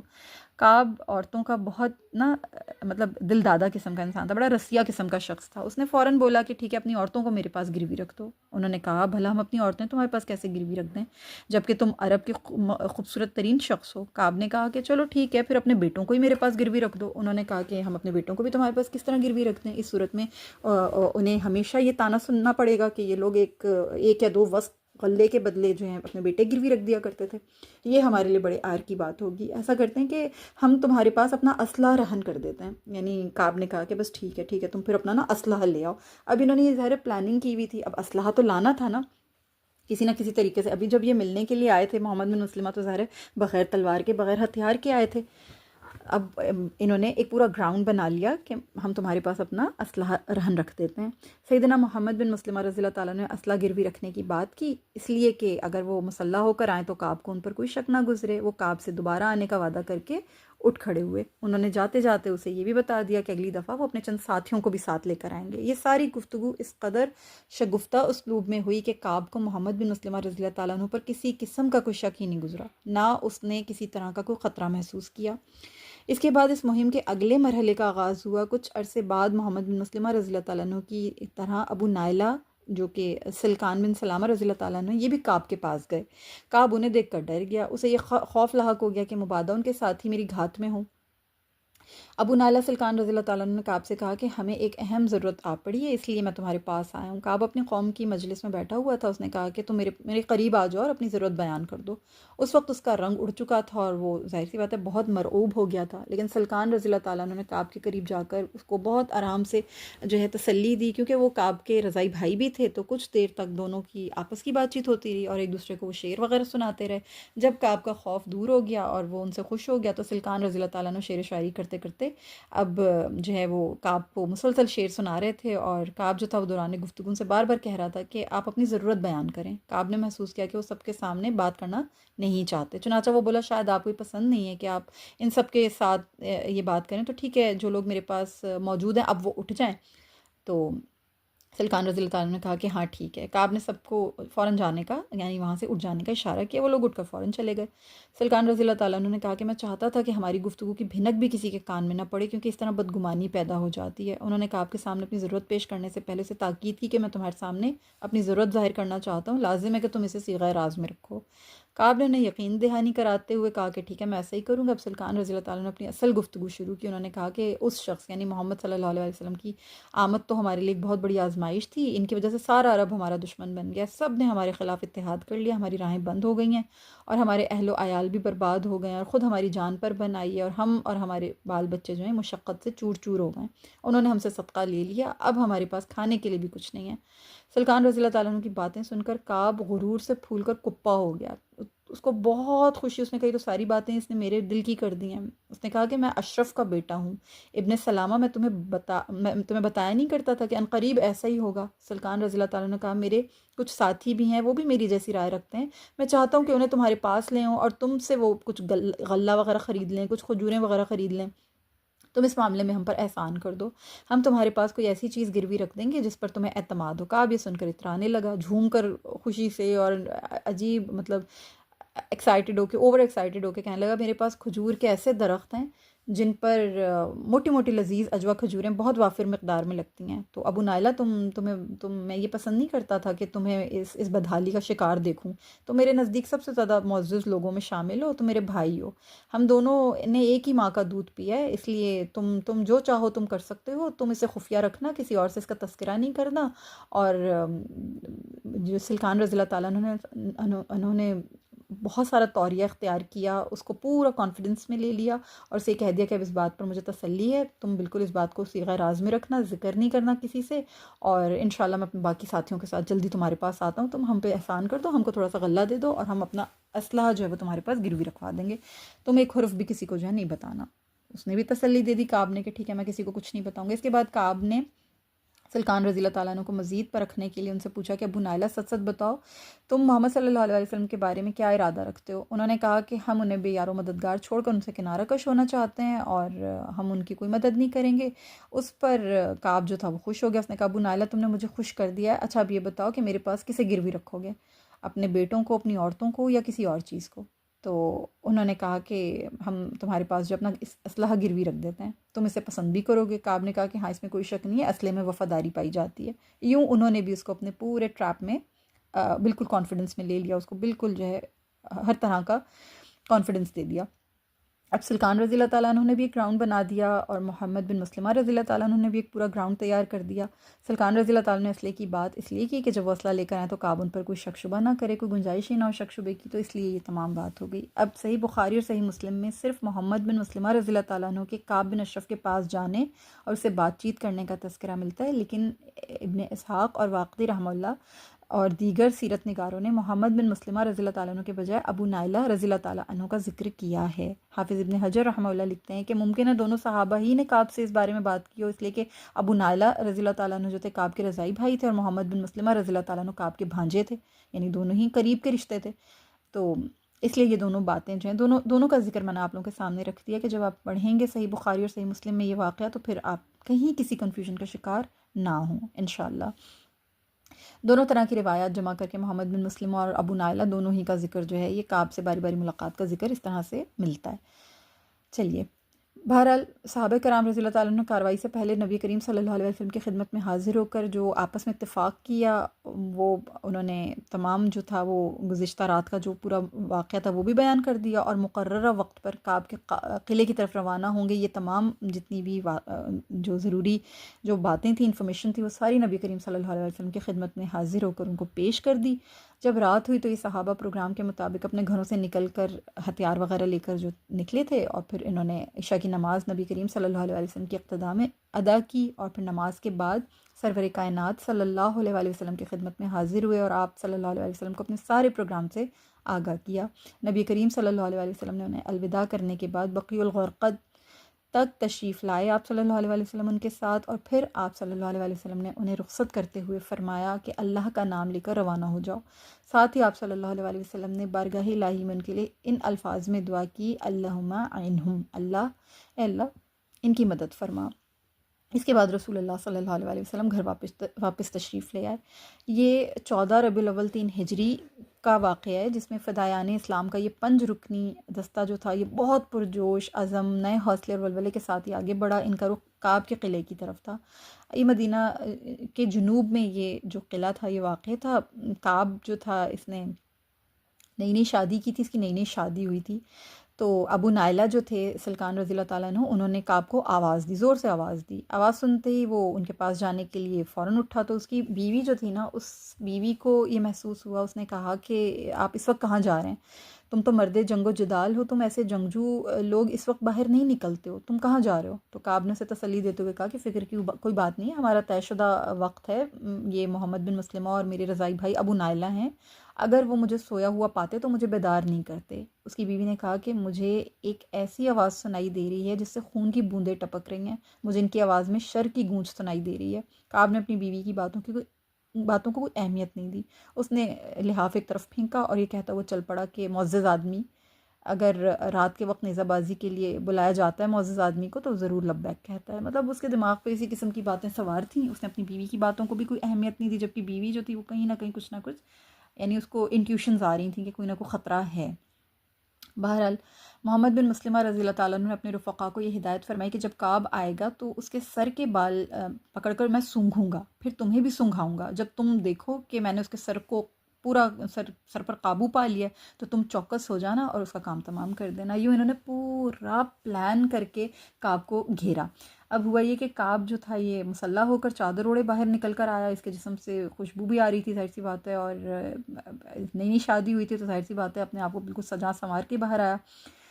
تو کعب کے ساتھ یہ باتوں میں مصروف ہو گئے، یہ جو صحابہ تھے، یہ انہوں نے سلام دعا کی، بات چیت کی، بے تکلف ہوئے تھوڑا سا۔ محمد بن مسلمہ رضی اللہ تعالیٰ عنہ اور ان کے ساتھیوں نے کعب سے کہا کہ مدینہ کے بالائی علاقے کی طرف چلتے ہیں، باتیں کرتے کرتے یہ لوگ جو ہیں یا آہستہ آہستہ آہستہ اس طرف کو چلنے کے لیے نکلے۔ یہ سب لوگ نکل پڑے اور ساتھ ساتھ چلنے لگے۔ کچھ دیر چلنے کے بعد محمد بن مسلمہ رضی اللہ تعالیٰ عنہ نے کعب سے کہا کہ میں نے آج جیسی عمدہ خوشبو کبھی نہیں سونگھی۔ دیگر صحابہ نے بھی کعب کی خوشبو کی تعریف کی، انہوں نے کہا کہ ہمیں تو تمہارے پاس سے بڑی عمدہ مہک آ رہی ہے۔ اپنی تعریف سن کر کعب جو تھا اس کو اور خوشی ہوئی، تو اس نے کہا کہ میرے پاس عرب کی وہ عورت ہے جو ہر وقت عطر میں بسی رہتی ہے اور حسن و جمال میں اس کی کوئی نظیر نہیں ہے، اور اس قسم کی باتیں، یعنی اپنی بڑائیاں مارنے لگا۔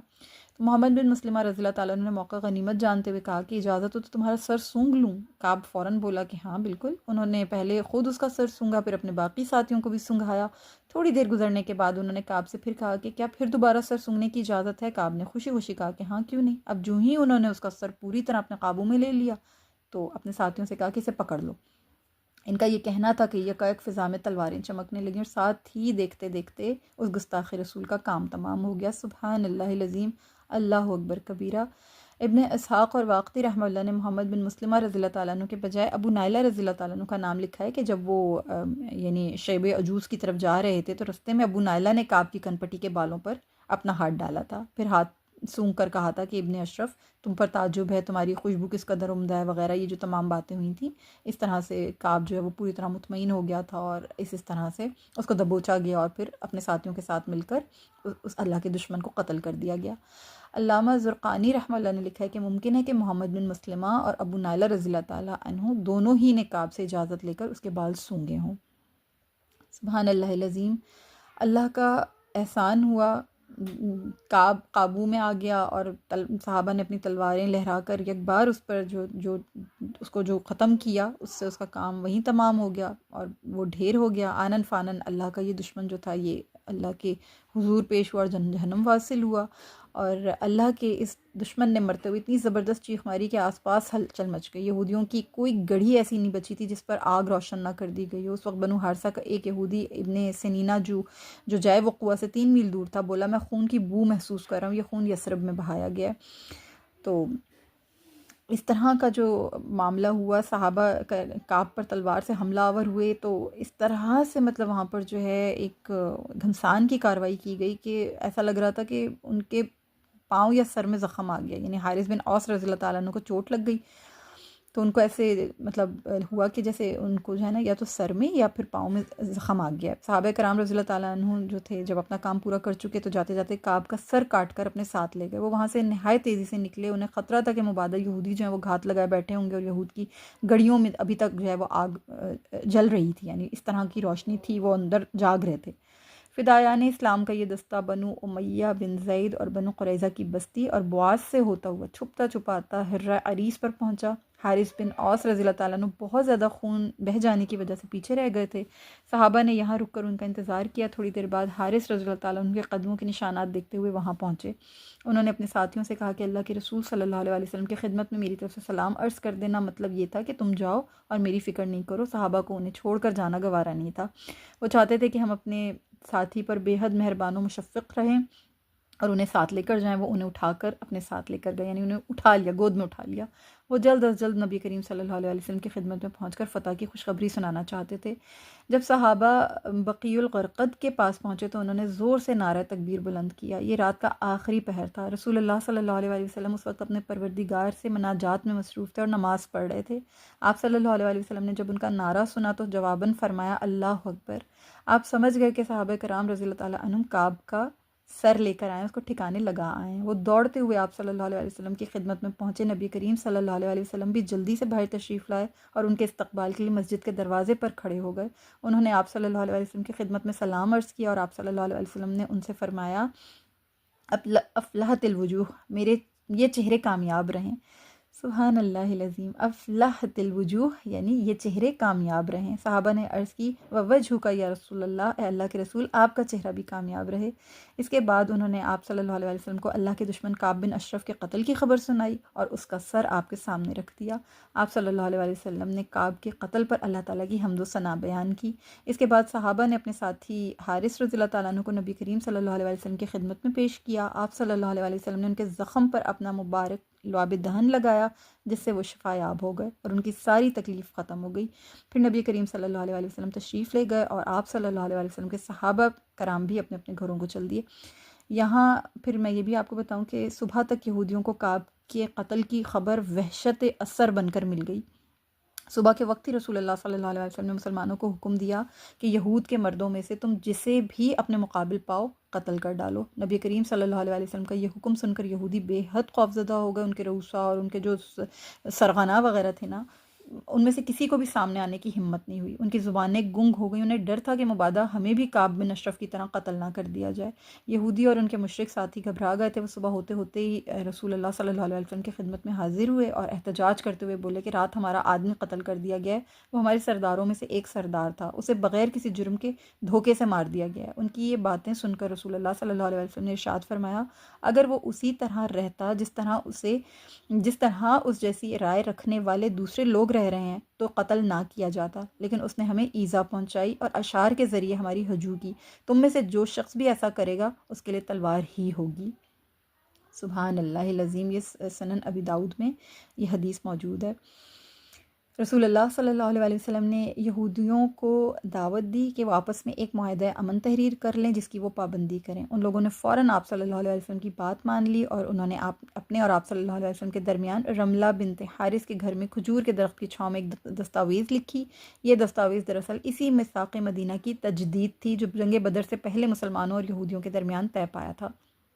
یوں ایک مدت کے لیے رسول اللہ صلی اللہ علیہ وسلم بیرون مدینہ سے پیش آنے والے جتنے بھی ممکنہ خطرات تھے نا، ان کا سامنا کرنے کے لیے یکسو ہو گئے اور مسلمان ان بہت سی اندرونی مشکلات سے بچ گئے جن کا انہیں اندیشہ تھا اور جن کی بو گاہے بگاہے وہ سونگتے رہتے تھے۔ تو سبحان اللہ العظیم، یوں میں نے آپ لوگوں کے سامنے یہ تمام حالات و واقعات رکھے جو غزوہ احد سے پہلے رونما ہوئے تھے۔ انشاءاللہ اگلے لیکچر میں ہم اس سے آگے بات کریں گے اور غزوہ احد کا پس منظر اور غزوہ احد کے واقعے میں داخل ہوں گے انشاءاللہ۔ اللہ سے دعا ہے کہ آج جتنا سیکھا ہے سمجھا ہے، اللہ ہمیں اس پر عمل کرنے کی توفیق عطا فرمائے۔ اللہ تعالیٰ ان تمام واقعات سے ہمارے ایمان کو بھی جلا بخشے، ہمارے ایمان کو بھی تازگی اور فرحت نصیب ہو، اور ہم بھی پکے سچے اور حقیقی معنوں میں مسلمان جو رسول اللہ صلی اللہ علیہ وسلم کی تابعداری کا حق ہے وہ حق ادا کرنے کے قابل ہو سکیں۔ آمین یا رب العالمین۔ اجازت دیجیے، السلام علیکم ورحمۃ اللہ وبرکاتہ۔